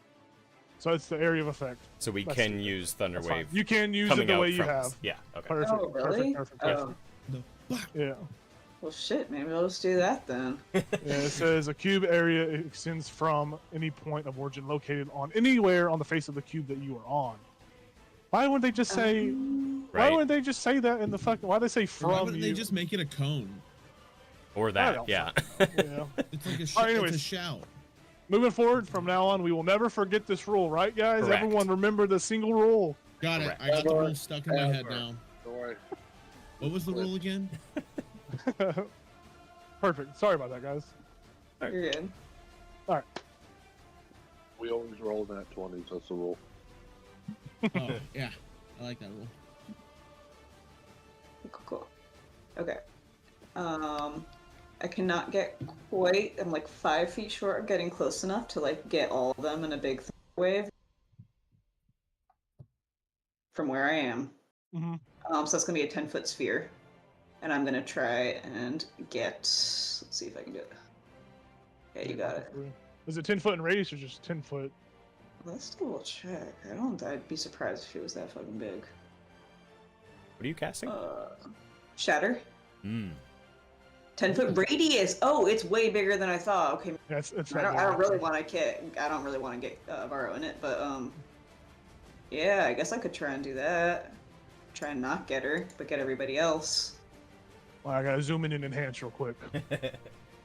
So the way we can roll this is that it just gets those guys, and these guys are chilling. That's fine. If not, yeah, okay. I mean, that goal's gonna get fucked up next round anyway, by bar in a second. So Yeah. what do those guys need to make? Con saving throw 15. A 15. All right, so. Oh, it's about to be math I don't want to do, but I'm gonna have to do it. All right, so zombie B. A 10. So that guy's gonna fail. But let me just do all of them first, and then we can do damage. Because then I gotta make separate saves for them because they're undead fortitude and all this shit. So, that guy fails. So B and C are failing. F. Constitution. That guy failed as well. 2 nat ones in a row. Zombie A and Zombie G. Zombie A. Constitution save. That guy failed as well. Are these nat ones? Oh, they are nat ones. So we'll just say Zombie F and Zombie Z are just dead. Zombie G needs to make a save. 18. So one of them saves. The last Zombie G saves. Instantly, two of them are just shattered and just dead. They take max damage from it, so they're just dead. Sick. Okay. Then it's just 9 damage on the ones who failed, and then half that on the ones who succeeded. So Zombie G is going to take... so they're all going to have to make saves, basically. So Zombie... oh... How do I do this? DC 5 plus... So DC 14 con save. Alright. Zombie B. Can he do it? He's crit. He succeeds. Holy shit, dude. Zombie A is going to... Zombie A saves as well. Damn. Zombie G is going to make a con save. He failed, so... I mean, wait, he's not even going to die. Oh, yeah, he would die, actually. Yeah, Zombie G, the one that saved, dies, which is kind of ironic, but... Yeah, so those guys, they take the damage, but you see their bodies are still clinging on to life. Each of them have 1 HP, basically. Cool. But they maintain, they succeed, and they stay alive. Awesome. Awesome. Very nice. The flavor text that I wrote down for this spell is that Barney stomps on a wine glass and then says "ow" because he's wearing. So that happened. Perfect. Very nice. All right. With that, we move over to Vara. Vara, you're watching this magical effect just kill these zombies next to you. You see all these zombies next to you look horrible, look rough, and you're a monk, and you know you can beat the shit out of them with your fists. What are you doing? I'm gonna hit the zombie. No, I'll hit the ghoul. Okay. The ghoul, yeah.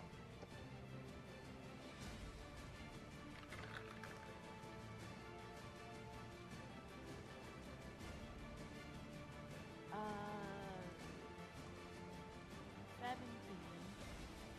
17. 17. Yeah.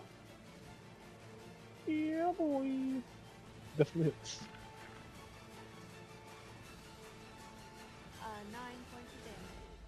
9 9 points of damage. points of damage. You hit it so hard its head pops off, and it flies to the skies. It still looks at you, and it dies. Very nice. Cool.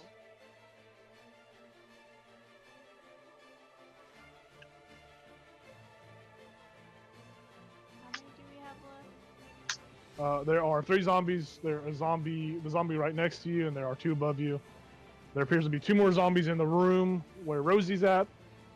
The smelter room. There's a flame skull that threw a fireball at you guys, and you see Pumbaa is being bitten and constricted by a large snake. I'm gonna use. Actually, no, I'm not. I'm just gonna.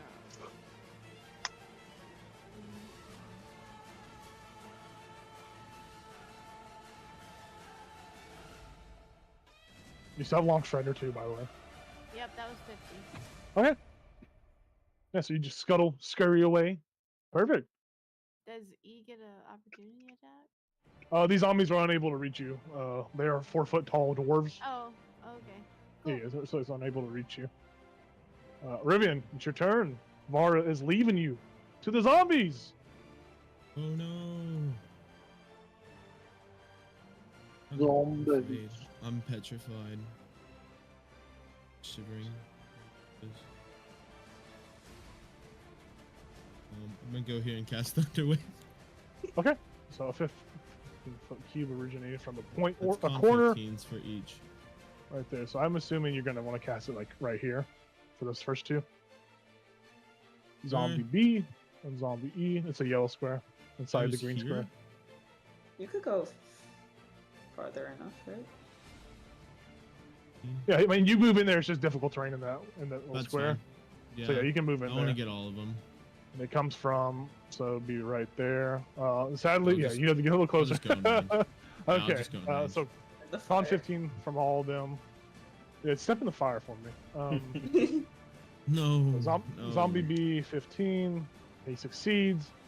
Zombie Success. A, it's 15. He's gonna roll a 10. Zombie A is gonna fail, and then Zombie E is gonna roll a 14. So 2 fails and 1 success. That is 8 damage to the success. All right. So they're and all 4 to the fail. so they're gonna have to make some DC 18 con saves, except for Zombie A, which I think was the one that crit or succeeded, or Zombie B succeeded. So Zombie B is gonna make a DC 14 con save. I hate math. Zombie A or Zombie B succeeds. He's still clinging on with 1 HP. That's supposed to be Zombie B. I rolled the wrong fucking zombie, but it's the same thing. They have the same stats. Zombie A is going to succeed with an 18 as well, so those two succeed. And Zombie E, with an 8, is blown to bits as a thunder's force just scatters his bones against the wall.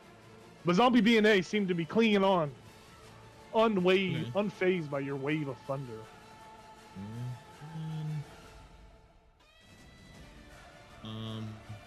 For my bonus action, I will give Bardic Inspiration to Baz. I'll be like, Yeah. let's finish these fucks, and then I'll kick him in the face. I'll kick Zombie B in the You face. kick Zombie B in the face? Yeah, roll it up. Roll the damage. That is. Was the thunder wave supposed to push one of those? Yeah, do they get pushed? If they fail, Oh, they get pushed 10 feet. No kicking. Oh, Zombie B succeeded. Zombie B So does I not know get he pushed, but Zombie A does. Yeah, into the wall. Yeah. So then 22 to hit. No, that And misses. That's 6 more Damn. damage. 6 more damage. So it's gonna make another Constitution save, a DC 16, to see if it stays alive or if it dies. It does not die as it Oh my blocks your kick God. with its fucking hand. Jesus Christ. And you see his little dwarven armor says "Badass Jerry" on it as he turns and looks at you. Fuck. I didn't know this was Jerry. God damn it. Alright, that's my turn. Perfect. Baz, it's your turn. You're seeing Rivian trying to just kill the zombie, but he is Just unable to Badass beat Jerry. Badass Jerry. The aura emanating from this zombie is too much for him to handle on his own. Alright, I am going to bonus action healing word myself. Okay. Because that hurt the fireball. Yes, sir. At second.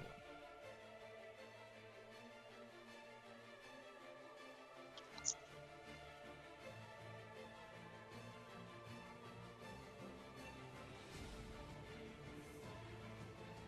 12 back. Hell yeah. And then with the action.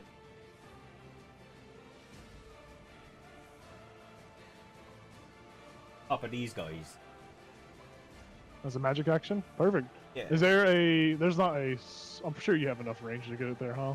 60 big feet. range? 60 feet. Yeah, you're good, you're good. Yeah, so these two need to make constitution saves, basically, is what I'm hearing. So, the Flame Skull, this is a magical effect. It has advantage against this. So, Terrible. with advantage, it rolled a 9.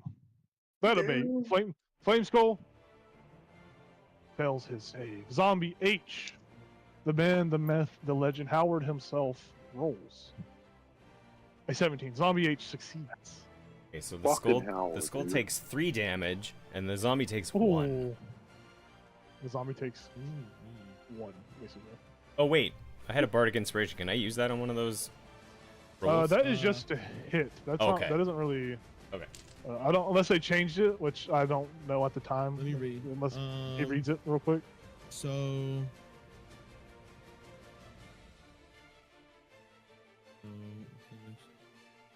fails Pretty the sure it's D20 test. The creature can re-roll can roll the bardic inspiration die and add the number to the D20, potentially turning failure into success. Yeah, so Nah, just it's just, D20 rolls. Yeah. Yeah. All right.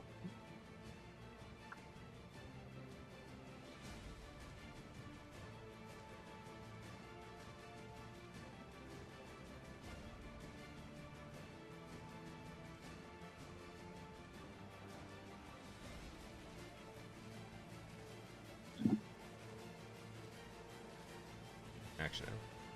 Wild shape isn't. But you already used bonus action and action to move the moonbeam, so you don't really have. Oh, any wild shape is a thing bonus left. action. I was thinking it was Yeah, you don't have- special action. Yeah. So yeah, I will duck back in. Yeah, for sure. We'll move over to the pig himself, who is grappled. He can try to escape if he wants, or he can just try to fight the snake. He is going to try to break free. Okay, so go ahead and roll another strength save. Is it save or check? This is a strength save. It's just a save. The escape is a DC 14. Okay, well he got a 17. He is no longer grappled. Booyah, sucker! And that was his action, huh? Yeah, he uses basically his whole turn to get out of the snake's grip.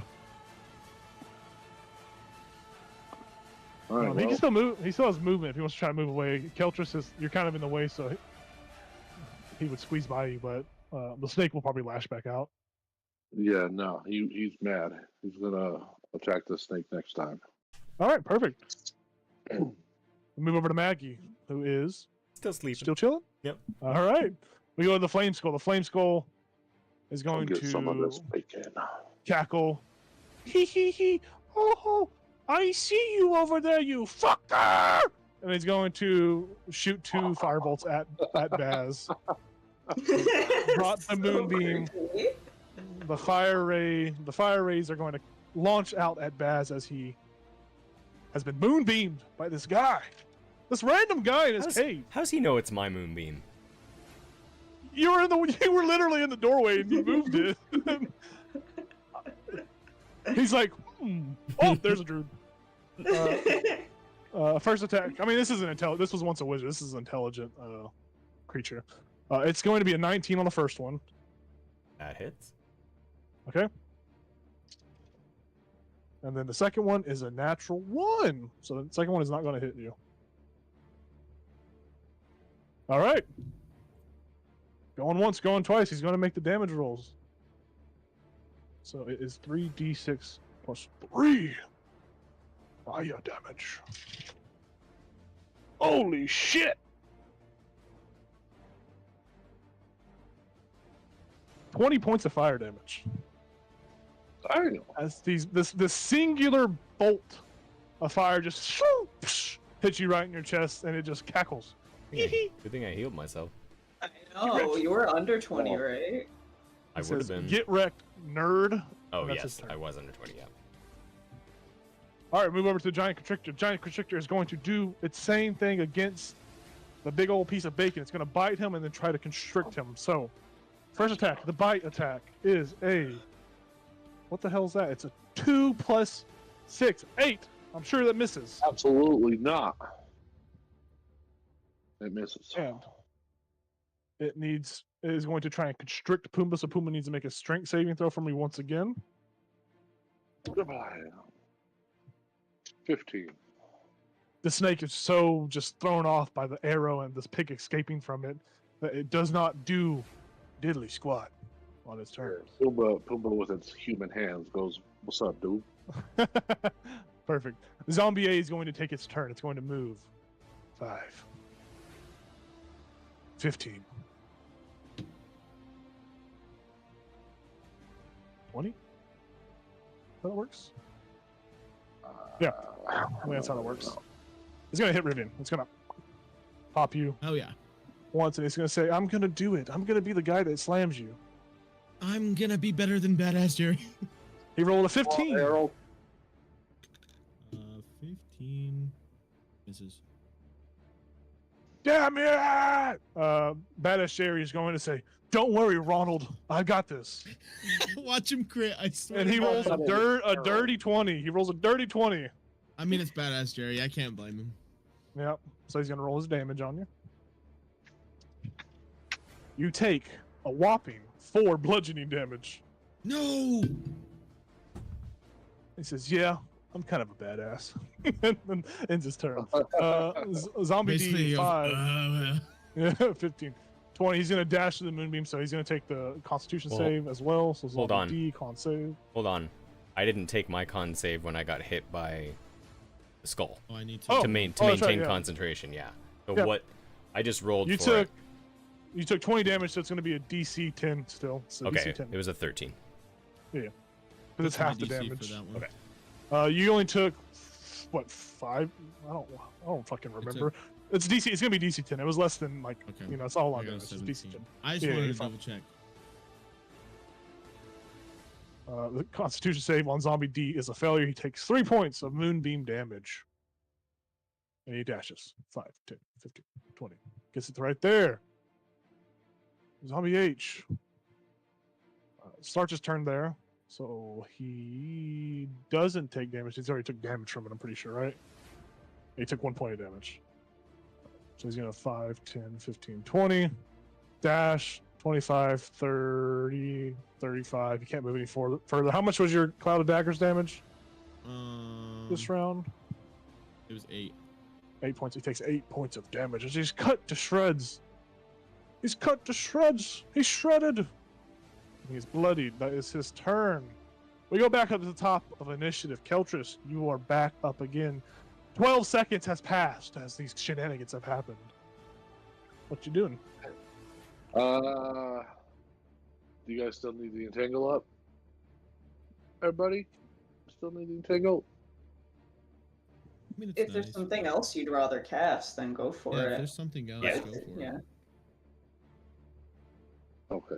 I'm gonna leave it up for now. Maybe next time, if we're still fighting next time.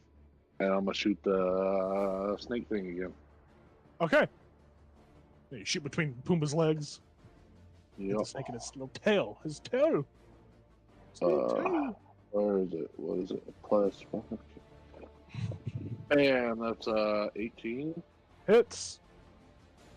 And I'm gonna do the dreadful strike again. So 8 points of piercing. And 7. 15. He is still alive, but he is damaged more, significantly more. Yes. He slithers. You want to move or do anything else? Let's see. Do.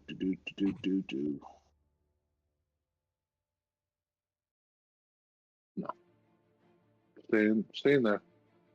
Staying there. He's locked in combat. He's ready to tussle. We go to Rosie. What is Rosie doing? She's chaining her 4th flower together. Hell yes. Barnabas, as Rosie is busy at work, the party is fighting these undead zombies and ghouls and cackling dude. What are you doing? We're gonna try out that new wand. We are gonna do wand of magic missiles, level 3, so 3 charges at the skull. At the skull. And he had to sink down to about 6 feet high because that's how tall the doors are. So he's just hovering there. Cool. Perfect. I should just do 5. Why am I doing numbers that aren't squares? All right, yeah. 5 for the first one. And then 3 for the second. Okay. And then 2 for the third. So altogether, he takes 3 for 8 the fourth. points of damage. And 5 for the 5th, because I did it at 3rd level. So it's 16 points of damage. How many charges does that use up whenever you do it like that? Uses 3 if I do it, yeah. So 16 points of force damage. He cackles as the magic missiles land right where his tongue and mouth would be. As he's just... he's not bloodied yet. He is starting to crack. You see the flame begins to start to slowly diminish, but he is still standing or hovering. Cool. As one does. I then duck behind this corner. He says, "Coward!" Yeah. Shit, you're on my cover. Alrighty. With that, we move to Vara.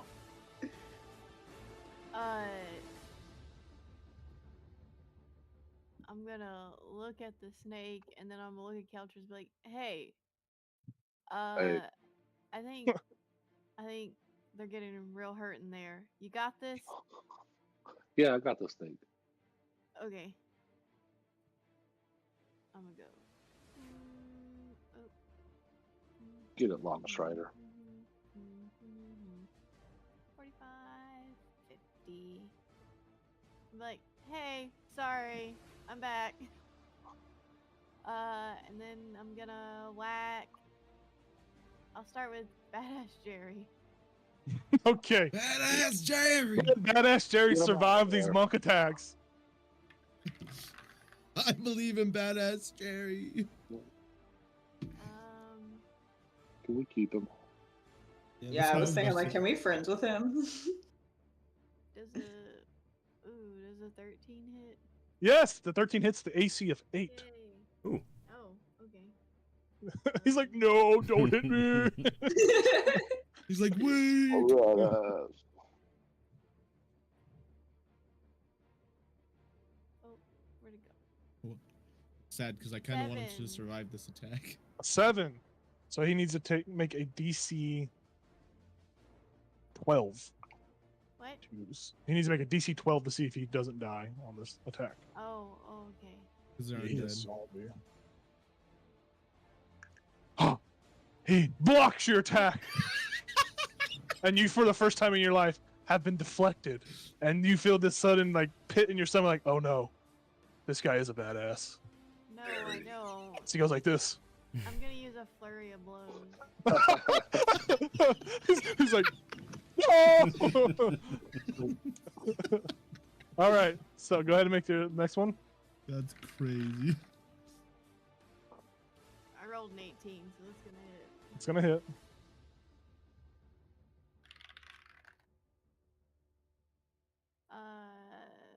Okay. Let me make sure I'm doing this. 8 points of damage. So he needs to make a DC 13. Well, Badass Jerry. Badass. No! He dies. Damn. He's like, do this, and you just like fucking push your fucking hand through his chest and kill him. Bones go flying all over me. Yeah, Rivian just gets splattered by Badass Jerry, the hero that once was. Then my last hit, I'll hit zombie A. Go for it. Oh, this might hit. Hold on. It's an 8. You gotta beat an 8. Man, it's a 7. Okay. Yeah, he drops to his knees and he's like, no! And you just swing above it as he drops down. Jerry. Yep. Jerry! Very nice. You did take down the mythical monster that was Badass Jerry, though. So, Wow. round of applause for you. All right, we go to Rivian. You have the foe in front of you has died. What are you doing?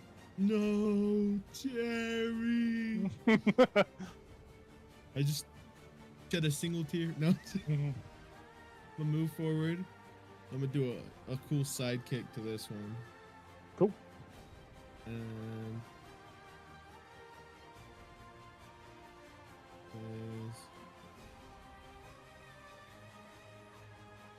man, it's a 6.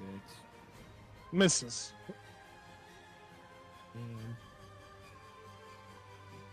All right, well, I'm gonna Bardic Inspiration.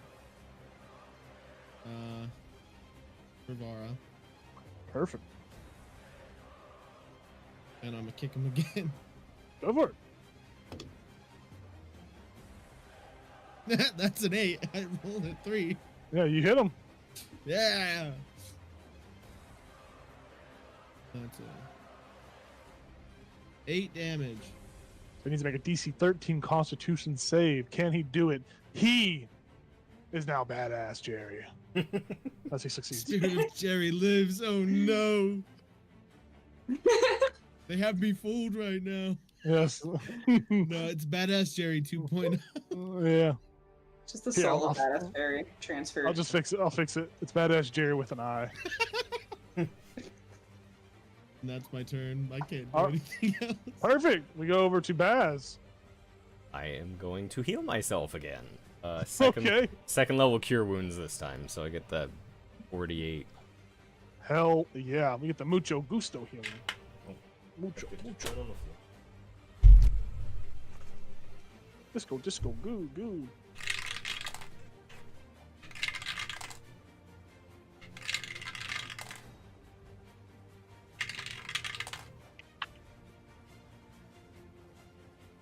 29 points of 29. That's a lot. The fuck?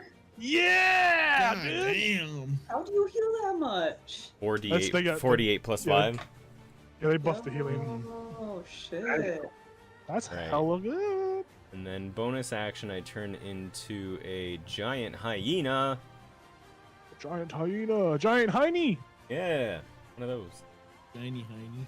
Which gives Giant me hiney. 12 more temporary HP. So Boom.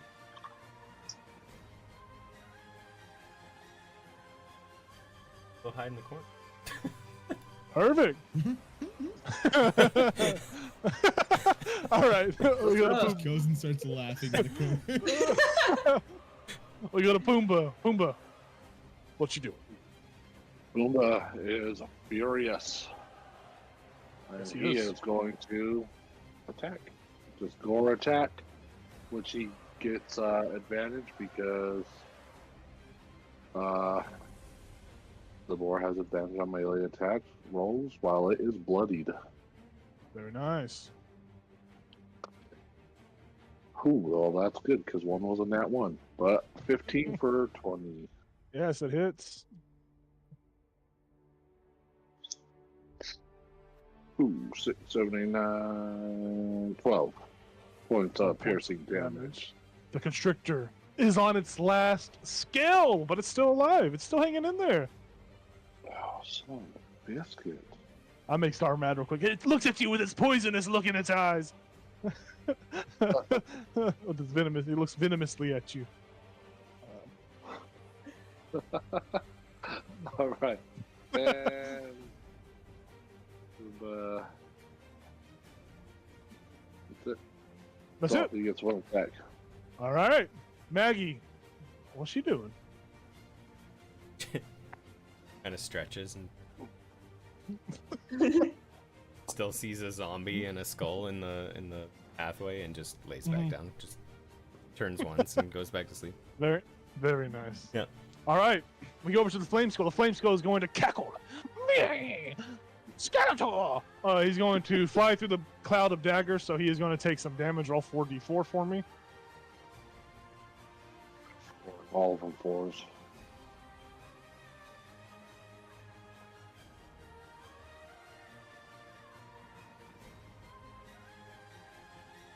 That's 9 because it took forever to load. 9 points of magical damage to him. He is technically bloodied. He's bloodied. He's still alive, but he is going to, as he comes into the room, he's going to ascend to the roof. He is going to make an intelligent check as he kind of flies over here.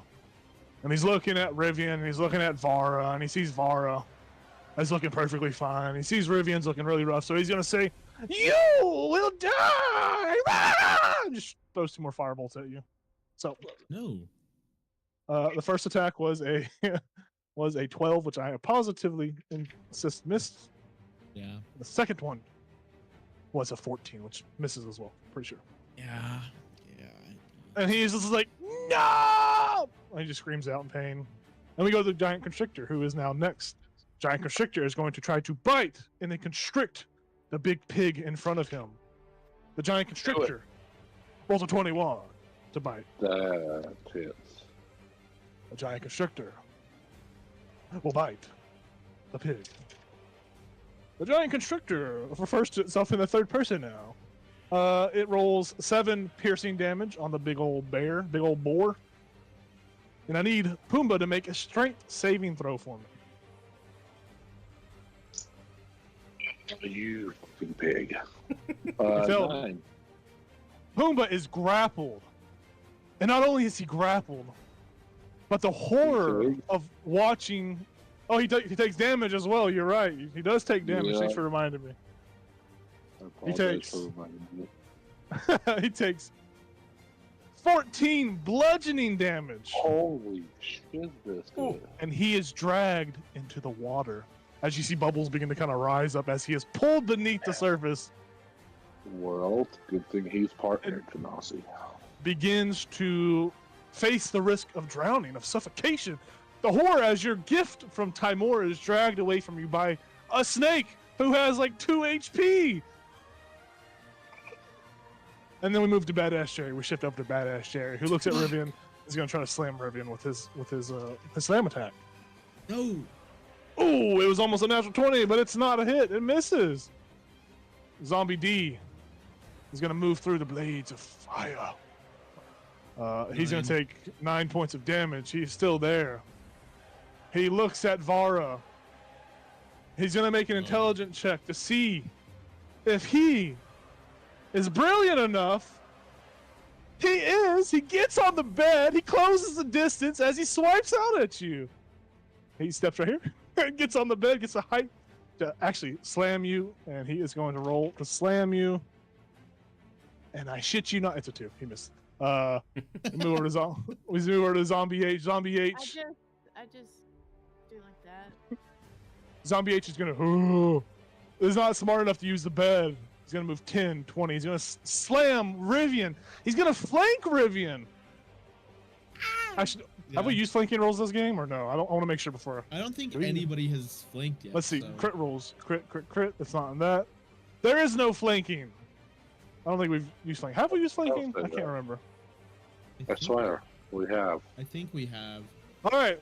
I'm gonna listen to my players. He has advantage on this attack as he tries to slam down on Rivian. Oh wait, never mind. No, of course we haven't. It's too late. He rolls a 24. I'm pretty positive. It's over 20. I know that. Well, I need you to roll again. With silvery barbs. Let me make sure the wording on this, because I don't know if it's just if you can use it on you or if it's on another creature. If it's to be attack, if he's doing an attack roll, then I can silvery barbs him. Where is silvery barbs? It's not on the 2020. It's probably in Tasha, so I'm just gonna re-roll it. So it'll be just the one that would hit. It misses. It misses. Who do you give inspiration to? We'll give it to the running hyena. Okay, Baz is inspired. Wait, did I already still have What's my bardic advantage? inspiration, or did that go away? Well, you have advantage now. This is advantage. You have this is silvery barbs advantage. You still have your bardic. You I still have do your bardic still have that. inspiration. Okay, But now you have advantage on your next roll. sweet. But it's okay. We move over to Keltris. Keltris, end this misery. Kill these things. Yeah. Do I see the snake underwater? Yes, the snake is underwater. Pumbaa I is see it. grappled into it. You can see it's actively constricting around your pig and trying to kill your pig.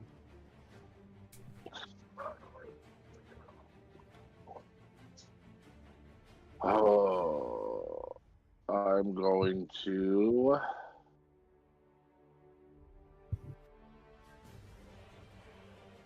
You know what? I think Pumbaa can finish off the snake. I'm gonna turn around. I'm gonna be like, "You got this, Really? Pumbaa." He's just bubbling As Pumbaa's underwater. actively drowning. I'm gonna shoot. like- I'm gonna shoot the snake. His little legs are kicking out from the snake. His little legs are kicking out. The gods Pumbaa? can do this. No, I'm gonna shoot the snake. Shoot me. Okay. Bro's abandoning Pumbaa. Wow. You think I would abandon my pig? That's a 19 plus. Yep. I think your minimum damage is enough to just kill this thing. So, unless you want to run, 5. Yeah. 8. yeah, you kill the snake. The snake is just gonna go limp as Ooh. Pumbaa begins to try to swim. Come on, turn your hands into paddles. Maybe on his turn he shall do that. But he is now free. All right, you have attacked. Do you want to do anything else? I'm gonna go to the door, and I'm going to stand at the door, and I see the skull. Yes, still above the bed, hovering. How? Oh, sorry. I don't know how far that is. 41 feet. Okay, I'm gonna hex him. Okay. Is there a save or anything he's got to make, or does it just happen? It just happens, but it will drop the thorny field tingle. Yeah, perfect. He's hexed. This is gone. Or Hunter's Mark, not Hex, sorry. Very nice. Very nice. Hunter's Mark. That's a bonus.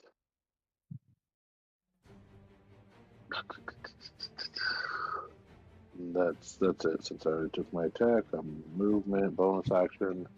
Voila. Right. We go to Rosie. Rosie's still doing the same old thing. The furnace looks really cute right now. If you're a spider, if you're not a spider, you'd be like, there's spider webs everywhere. All right. We go to Barnabas. Barnabas, what do you do? Sorry. He's gonna like peek over Geldris's shoulder and then shoot some scorching rays at All right, the cool. zombies. Perfect. First one at zombie H. Okay. That is a nat 1. Or He 8. fucking dodges it like Neo in the Matrix. Okay, the second one will go to zombie D. Okay.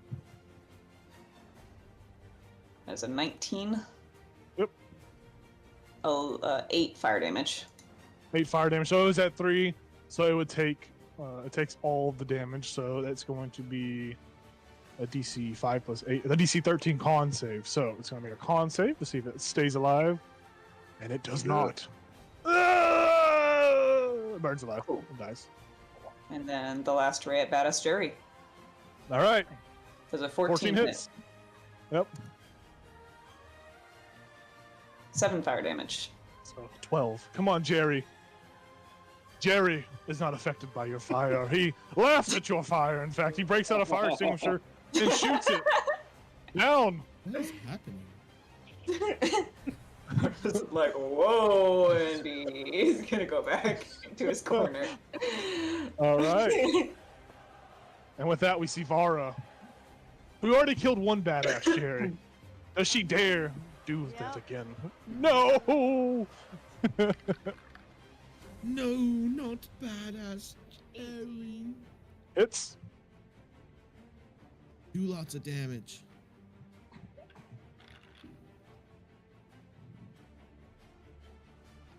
How does my bardic inspiration work? it's It's just to D6, attack, make attacks. It's not to add damage. 3 points of damage. So I need to make a DC 8 Constitution save. Jerry, don't fail me now. Did I roll it? Did I push the button? I did not. Jerry does not die from that attack. He grabs your hand and throws it away. You sure we can't have him as like a Bastion NPC? Like, is it too late? You guys are beating him up. I mean, you can do something. Take him down without killing him. No, I'm gonna hit him. No, I'm gonna hit. Shoot him with He's your web. undead, that's the problem. Dirty 20. It's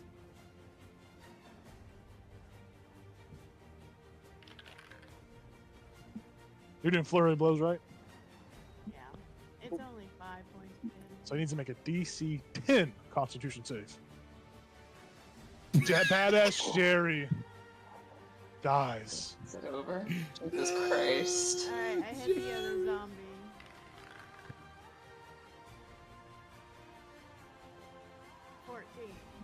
Yeah, hits.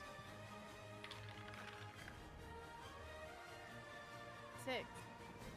6 points exactly is how much HP it has. So it needs to make a DC 11 Constitution save. It's gonna be Jerry with 2 E's.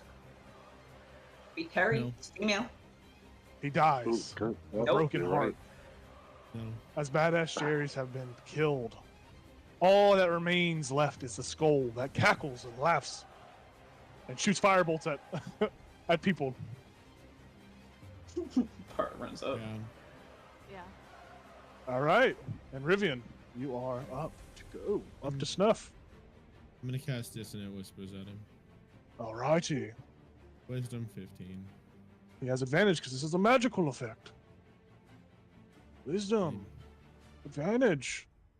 He does not make the succeeding. He makes a terrible roll.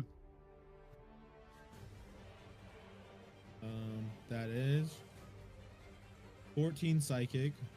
Okay. He is the last combatant on the field. What does it look like as you kill him? As you die? As you die? How do you kill? How do you want to do this? Basically, all he hears is "Why so serious?" And he just explodes. He's like, no, not that! Ah! And dies in front of you. The battle draws to an end as the noise dies down in the cave system. The many foes that were in the accompanying rooms have been slain. Do more remain in the Wave Echo Cave? We have no idea, but we can find out in 5 minutes after we get water. Take a break. I like that. So, see you in 5 minutes.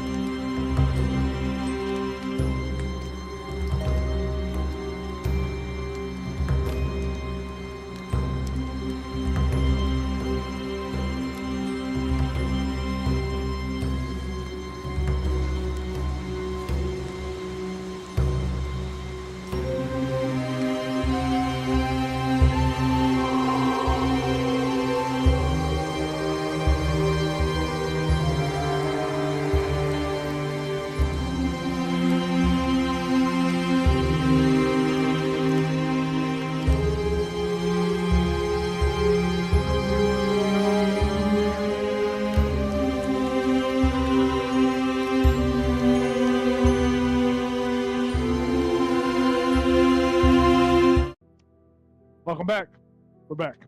So, battle's over. What do you guys do? You guys continue pushing forward? Do you take a short rest? What does it look like as you guys recuperate from this slaughter that just happened? All these undead creatures and fiery skulls. I'm gonna What's the ask move? if anybody needs a heal. Oh. Okay. I don't think Somebody's fucked up. we can get over here. Brought this way. I'll cast a Cure Wounds on him. Very nice. Oh god damn it. That's 8. How's he looking after that? Oh, he's here. He's like, "Hi, thank you, sir." 8 points. 8 points.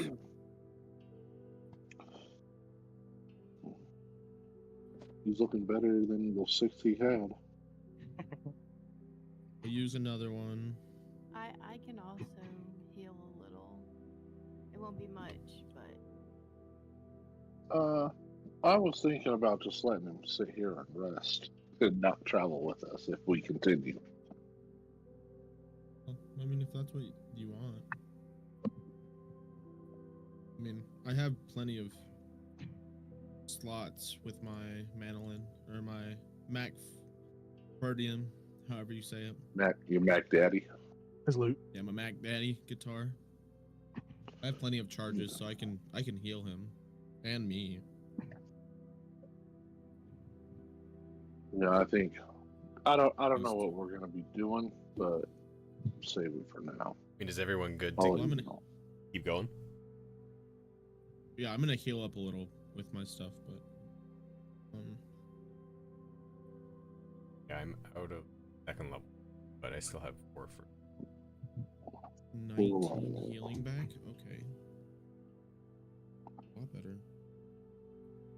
I'm also gonna do a heal somewhere. You need heals? Anybody? Nobody I mean, else? I'll take a heal if they're easy. Yeah. I got one heal. I'll do myself. I can give 2d4 healing. Oh wait, yeah. That's Oh, that's 8. You get 8 more back of healing. I rolled a 1 and a 2 For me or for Pumbaa? for you. Woo! Thank you.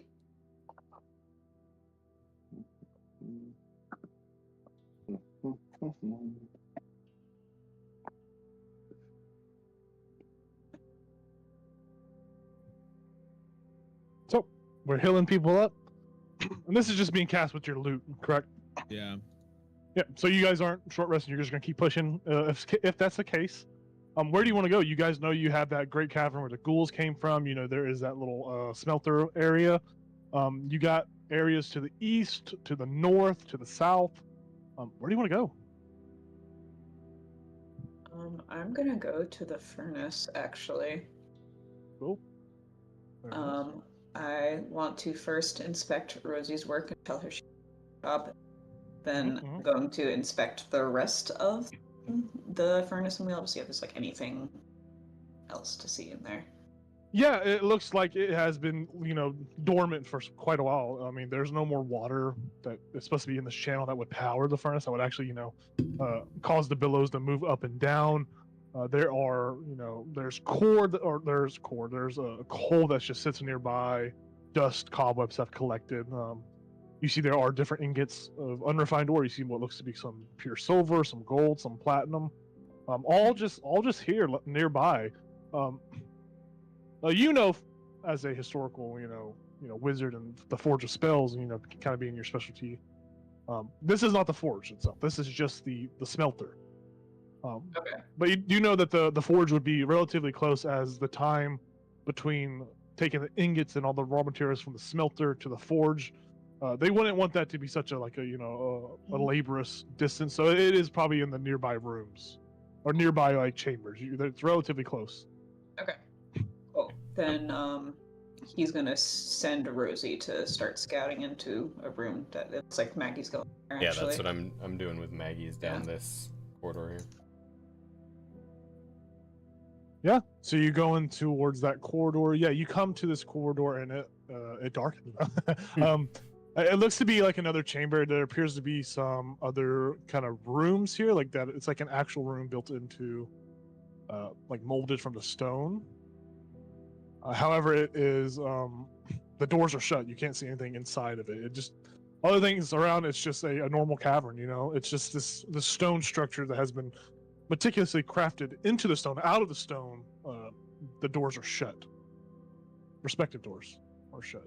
I will mention that to Barnab. Say Rosie's turn to go under doors. Alrighty. Rosie rubs her legs together. I'm just gonna try and go under these. Yeah, let me actually. I need to reread this whole blurb. So this cavern goes all the way down here. You see what appears to be like another another door area down here. This is the starry cavern. This cavern is glittering with minerals in the ceiling. So as you walk in, it is just like there's stars above you. It is beautiful. Any light that reflects, and you guys do have to have some source of light, as it is dark in here. Not all of you have dark vision, so I assume someone has a torch, someone casts light. It is reflecting off of these beautiful minerals.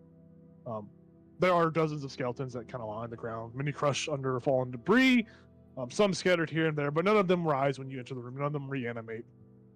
This cave is large enough to contain two freestanding structures, the one in front of you and the one to the south. Each of these stone rooms is proportioned for human use, as opposed to dwarf-sized doorways and furnishings elsewhere in the mines.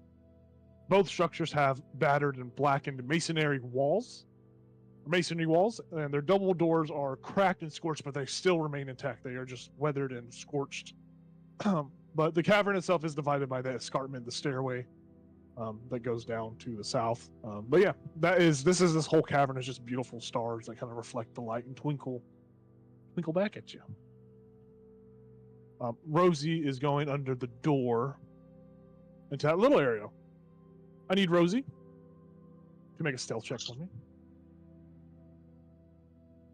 Alrighty. 23. 23. God damn. Okay, so in this room, this is what appears to be a large workshop that has been badly damaged by the ancient spell battle that laid waste to this mine many centuries ago. There are work tables that take up two corresponding. Well, you can't see. I'm not supposed to see that room, but there are workshops that take up a majority of this room. There are plasters that have burned off of the masonry walls. In the middle of this room is a stone pedestal that holds a small brazier in which an eerie green flame dances and crackles. The brazier and its pedestal appear to have been untouched by the forces that destroyed this area. Behind the brazier of green flames floats a spherical creature with 4 tentacles. A what? A spectator.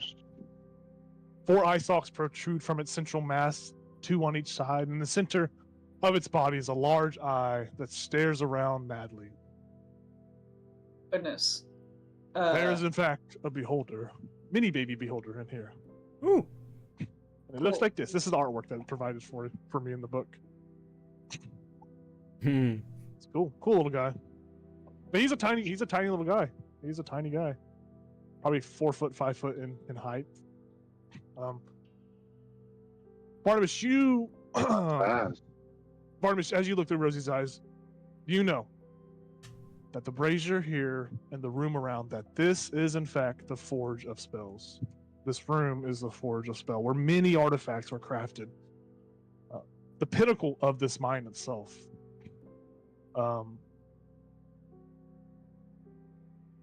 With that, though, you can make a perception check to see if you kind of glean anything else that's in this room. As Rosie or as me? Which do I roll? More, actually, I don't know, because you would have dark vision, right? So I don't know if you could. We'll say as Rosie. Just use Rosie's perception for Okay. this. That is much worse, which is fair, because she's a spider. 9. You don't. Oh, almost fell on my chair. You don't see anything else out of the abnormal or out of the ordinary in here. But you do see you have located the Forge of Spells, the first wizard to have located the Forge of Spells Cool. in several centuries.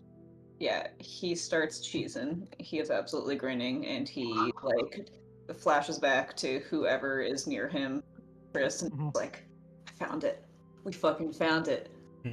There's a little ugly looking spherical eyeball thing in there. I'm guessing he would he know that it's called a spectator? I would assume he would know. There's a spectator. That's some freaky shit, but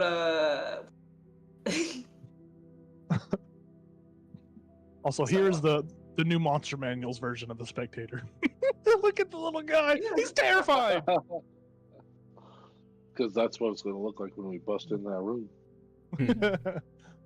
But yeah, so you have seen that room. You begin to approach there. Is Maggie going? What kind of? I know Maggie was scouting as well. Is she going to go up to the northern route? And Yeah, look I was around, gonna or have what her. is she going to do? I was gonna have her go up there. I was just moving closer, so I was within 100 feet of her. Yeah, for sure. Let me make sure. I gotta reopen this freaking thing. Sorry, give me a second. So yeah, as she heads up into this room, the sounds, as you guys have been walking as well, the sounds of the waves that boom have been getting louder and louder. She enters a room that is mostly ledge. It is a tunnel that looks like it goes off, but it looks like this is where the source of water in the cave has. The waves that boom here are loud. Like I said, it's mostly a narrow ledge that overlooks this large cavern. The house's surging and seething body of water. The rhythmic booming heard throughout the mines is louder here, and at regular intervals, a fresh surge of water funnels into this chamber and slams against the wall just below the ledge. The echo suggests that this cave might be one arm of a much larger cavern to the northeastern portion, like up here. As Maggie enters, go ahead and make a stealth check for me.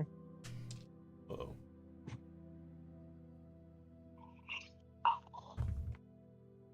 14?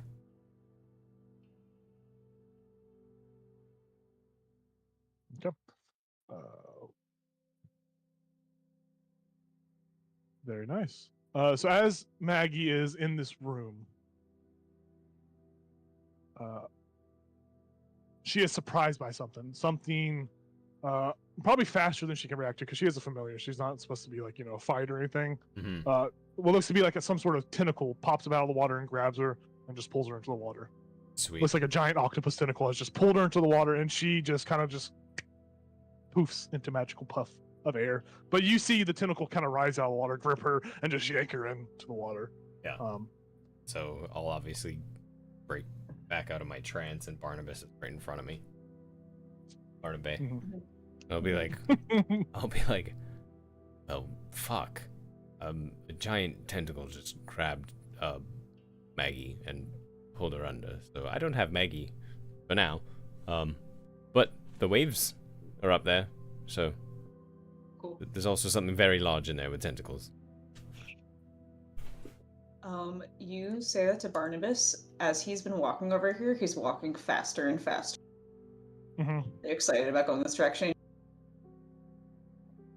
And he literally walks straight over here. Yeah, you guys are watching Barnabas just go. As Barnabas is making his rounds, what are the rest of y'all doing as y'all watch? You hear Bass. I'm assuming you guys are all kind of moving together, even though your tokens aren't really all together, except for Pumbaa, who's been chilling in the room back there. Yeah, he's chilling. Stay there, big guy. Is there anything else you guys would be doing besides that, or are y'all doing that, basically following through and watching and waiting? I would have walked through like this room just to look around, and then met back over here. Yeah, so you want to head back into that great cavern to see if you see anything else that wasn't spotted.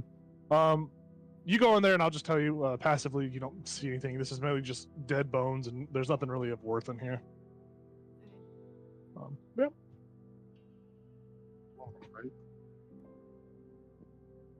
So everyone is walking over to basically the Forge of Spells as Barnabas is taking the charge with his light that's just sparkling and bright in this area.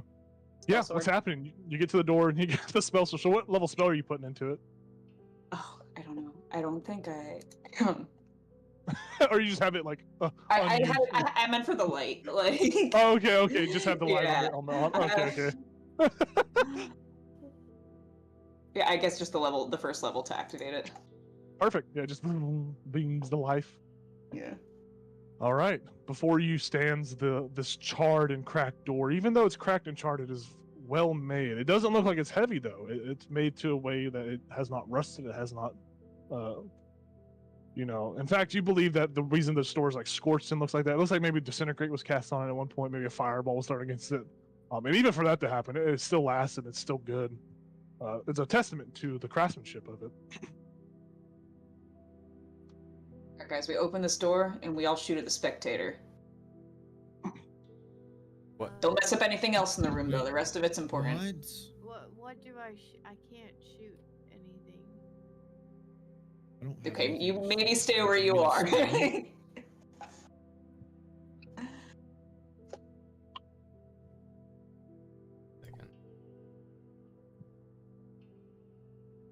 Well, maybe it's better if you guys don't shoot. I don't want anybody to miss and like hit anything in the room.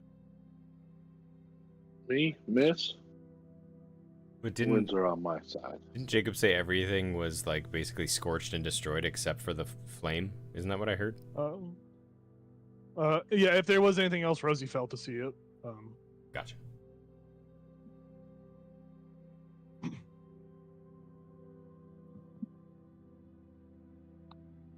Wait, did Barnabas tell everyone what was in there? Oh, I guess he did. No. I think he was probably Just overwhelmed with Keltris. joy and excitement. Yeah, he was overwhelmed with joy. He said some Keltris and then just fucking started booking it over here, and now he's immediately like telling everybody to get ready to attack. Yeah. Baz would be like, what is that? What's a spectator? What? Why? Oh, it's not a. Have you heard of a beholder? You heard of that one? Yeah. It's just a little version. Yeah, just like 10% is 10% of a beholder. All right. What does it do? Do you know what it does? How much would I know Would you about know? it? You would assume it does basically the same thing Beholder does, but probably less as great. Yeah, so like I said, 10% of a beholder. It does everything a beholder does, but 10% of it. So we still have to be very, very careful. Yeah, no, yeah. Okay. So we're just doing this now? Like, I mean, I would like to look around before we do this. This is the Forge of Spells, though. It's right in here beyond this door. Like, we found it. Is there any other way into this room? There appears to be another door like out here. And then Rosie did see a door, and this is like it's probably like a connecting room. Can I go check that? Inspect the door for traps and to see if it's locked. Yeah, go ahead and roll it up. Alright, what do I roll? I don't know. Roll a investigation check to see if it's trapped.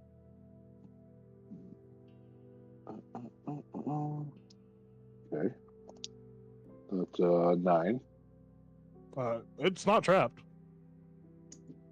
Is it locked? It's not locked. Is the door intact? It swings open. Intact?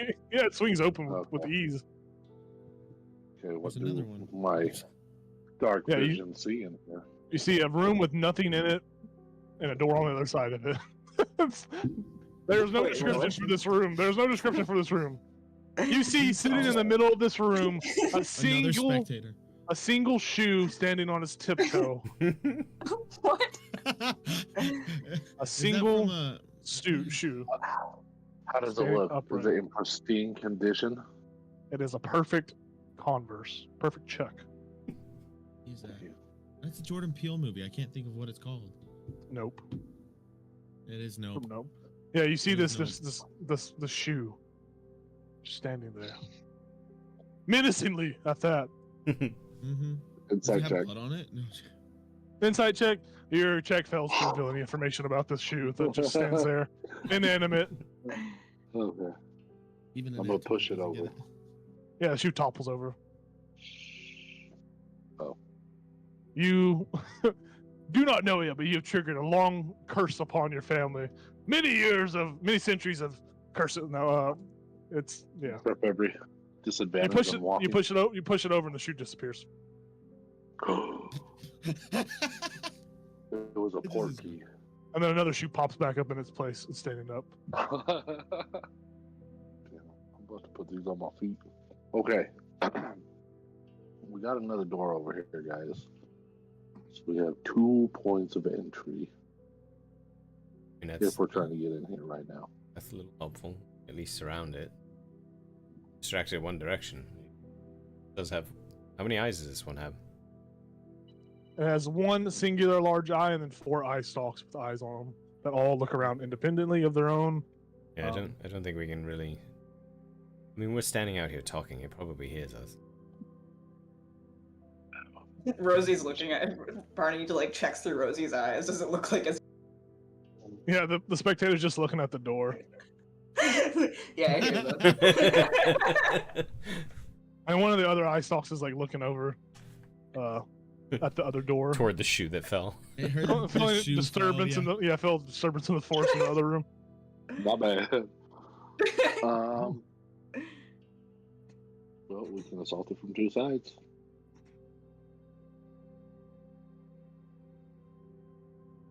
I'm half as powerful as I normally am. So, I'm also half as powerful as I normally am too. I mean, we don't. Listen, I know as I am right now, I can't do this thing alone. So I don't want to wait, but if I have to, I will. well, we really just woke up like 30 minutes ago. So, what kind of taking another long rest. Can you even take another long rest 30 minutes after you've woken up? I didn't think so. No. Nope. Yeah, give me a sleep potion. So we can either explore the rest of the cave and do this door tomorrow, or we go in as is and hope for the best. I mean, we're always going to hope for the best, actually. Just have better chances if we wait till tomorrow. I think we should explore. I think that's smart. Barney, who had been in like action pose with his like spell sword, like this, like scrapes the floor. Depression. Yep. Sorry. I'm willing to go in. It's just not gonna be much spell power. Yeah, arrows. I mean, I can kick it in the face or the eyes. I think Vara would like to punch something. Yeah, that's pretty much what I do. So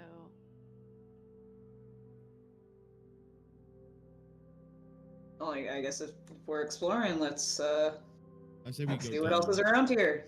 Yeah, I'll let everyone else know. We go. I'll let everyone else know. We don't really need to go north unless we want to face some large thing with tentacles. Oh, another thing with tentacles. Yeah, it came out of the water. The waves are coming from up north. It grabbed Maggie and pulled her under, so. Poor Maggie. Yeah, well, she'll be back. Okay. Poor Maggie for now. Poor Maggie today. Poor Maggie today. Let's go. I guess we go exploring.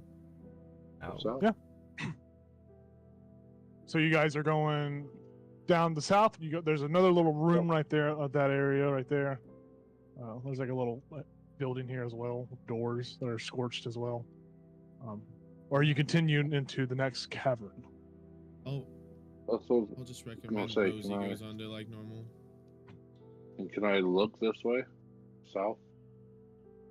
Yeah, you look south, and it looks like there is what appears to be another cavern. There looks to be some sort of fungus or mushrooms in this cavern system.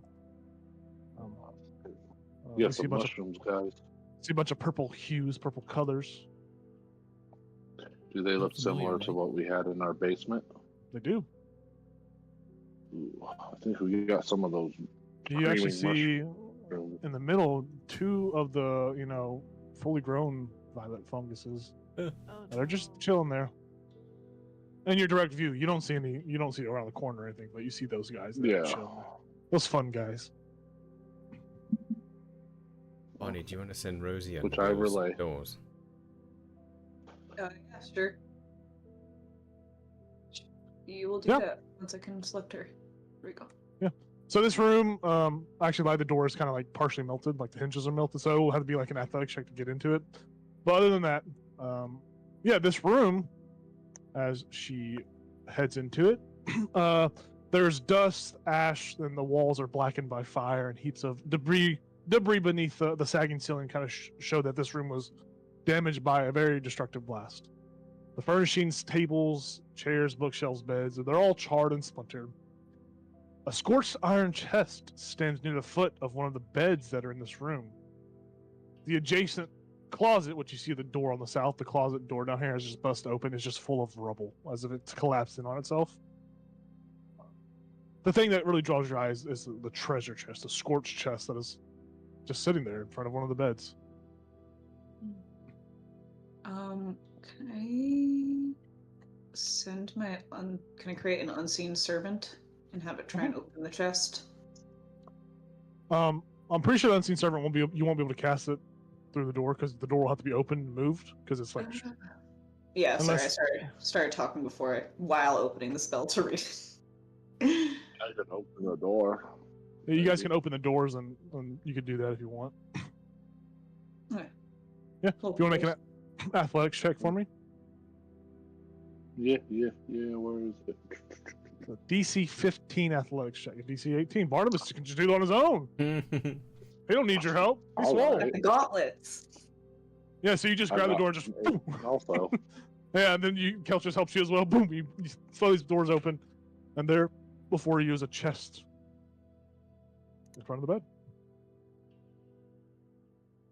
You see some like airflow into this room as you open the doors with such a violent display of power.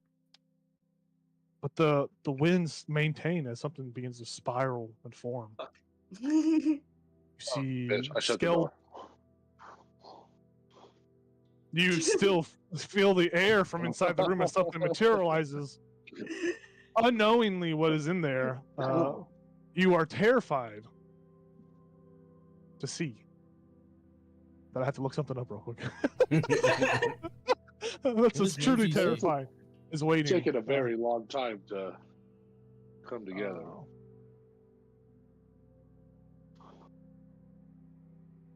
Rosie watches as you guys. Are you guys actually shutting the doors as whatever's happening happens? No, Okay. I really love Yes. So material in front of you, you see a skeleton that kind of forms from spectral places. You see like a robe of like blue spectral ghostliness form as what appears to be a wraith forms in front of you. The wraith, as it forms, looks towards all of you and says, "I don't know you. You're not dead. Why are you here if you're not dead?" And he like motions with his hands. He says, "I am Mormesk. Maybe you've heard of me." You have never heard of this guy. Wait. I want to lie to him. I want to decept him. I got Okay. this. Go ahead and roll a deception check for me. That's a 17.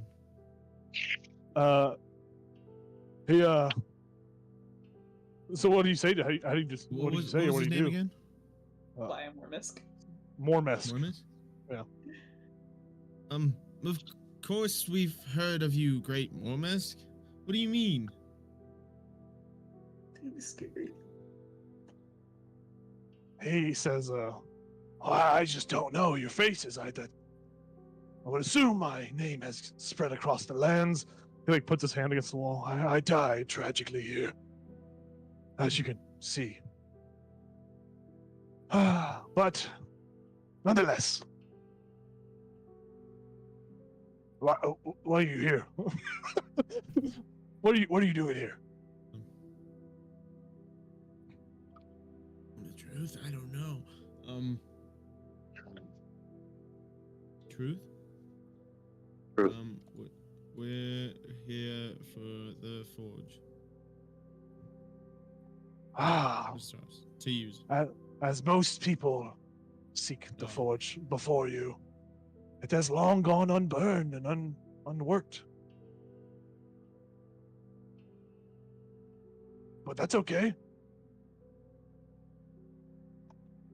I will say, there is a pesky little creature in there that is most troublesome, and it is not dead like I, and this treasure, he like motions towards the treasure chest. This treasure I have no need for. I cannot grab anything.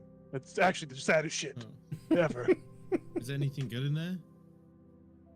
Possibly. You mind if I go open it? Yes. Yes. He does mind. You He does mind. Don't touch it. But whatever waits Can I in look this at it? chest. No. No, for you. For you. If you can't grab it, I'll open it for you. I know what's in the chest. No, you're not looking at the chest until you agree to my terms. What's the Oh, what's in the terms? chest? Go kill that fucking creature in the forge and you can have it. Oh, we're gonna do that anyway. Yes, he's annoying. He talks and talks. And he won't shut the fuck up. What's his name? His name? You want to know his name? I want to know his name. His name is Jerry. Oh God, not another one. With a G. Oh God. We already ran into two of them.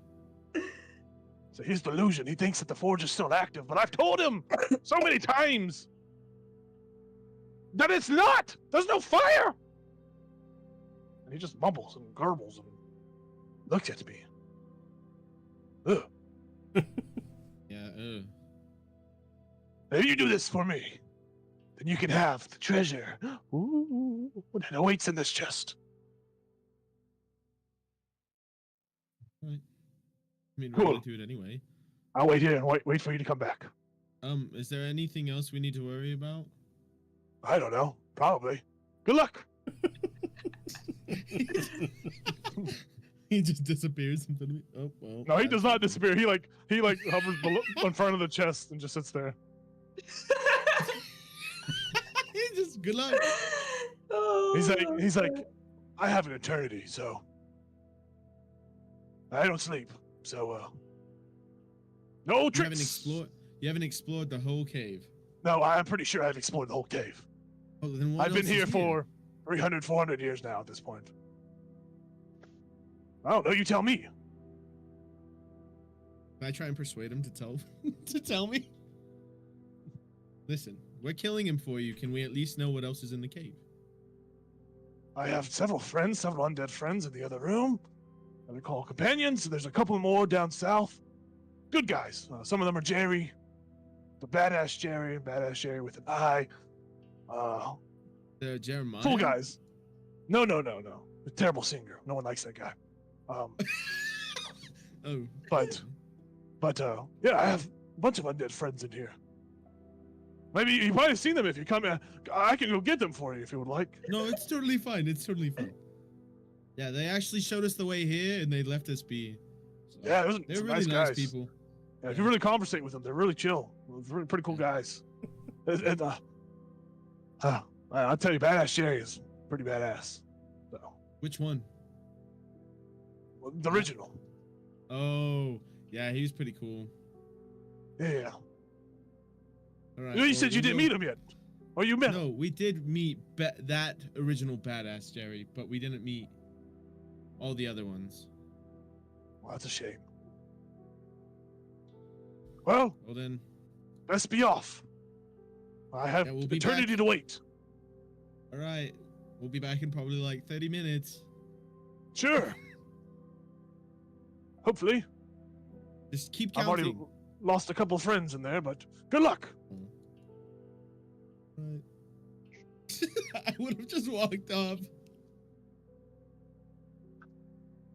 Are we doing this I don't know now? about everybody else. I mean, going south is just mushrooms, right? Yeah, he Yeah. did say he just had more friends down there, so. So you got south is mushrooms, north is octopus. There was another pathway down here.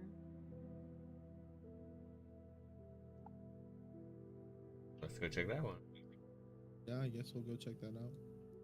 Yeah. That's true. You guys head over there, head over in that direction. Everyone runs on over there, dead sprinting. Yeah, you guys get over there and you see a corridor that stretches out before you, and it goes and goes. Looks like a little small area here, and it just goes and goes and hits a wall. Okay. It's a corridor. Oh, that's fun.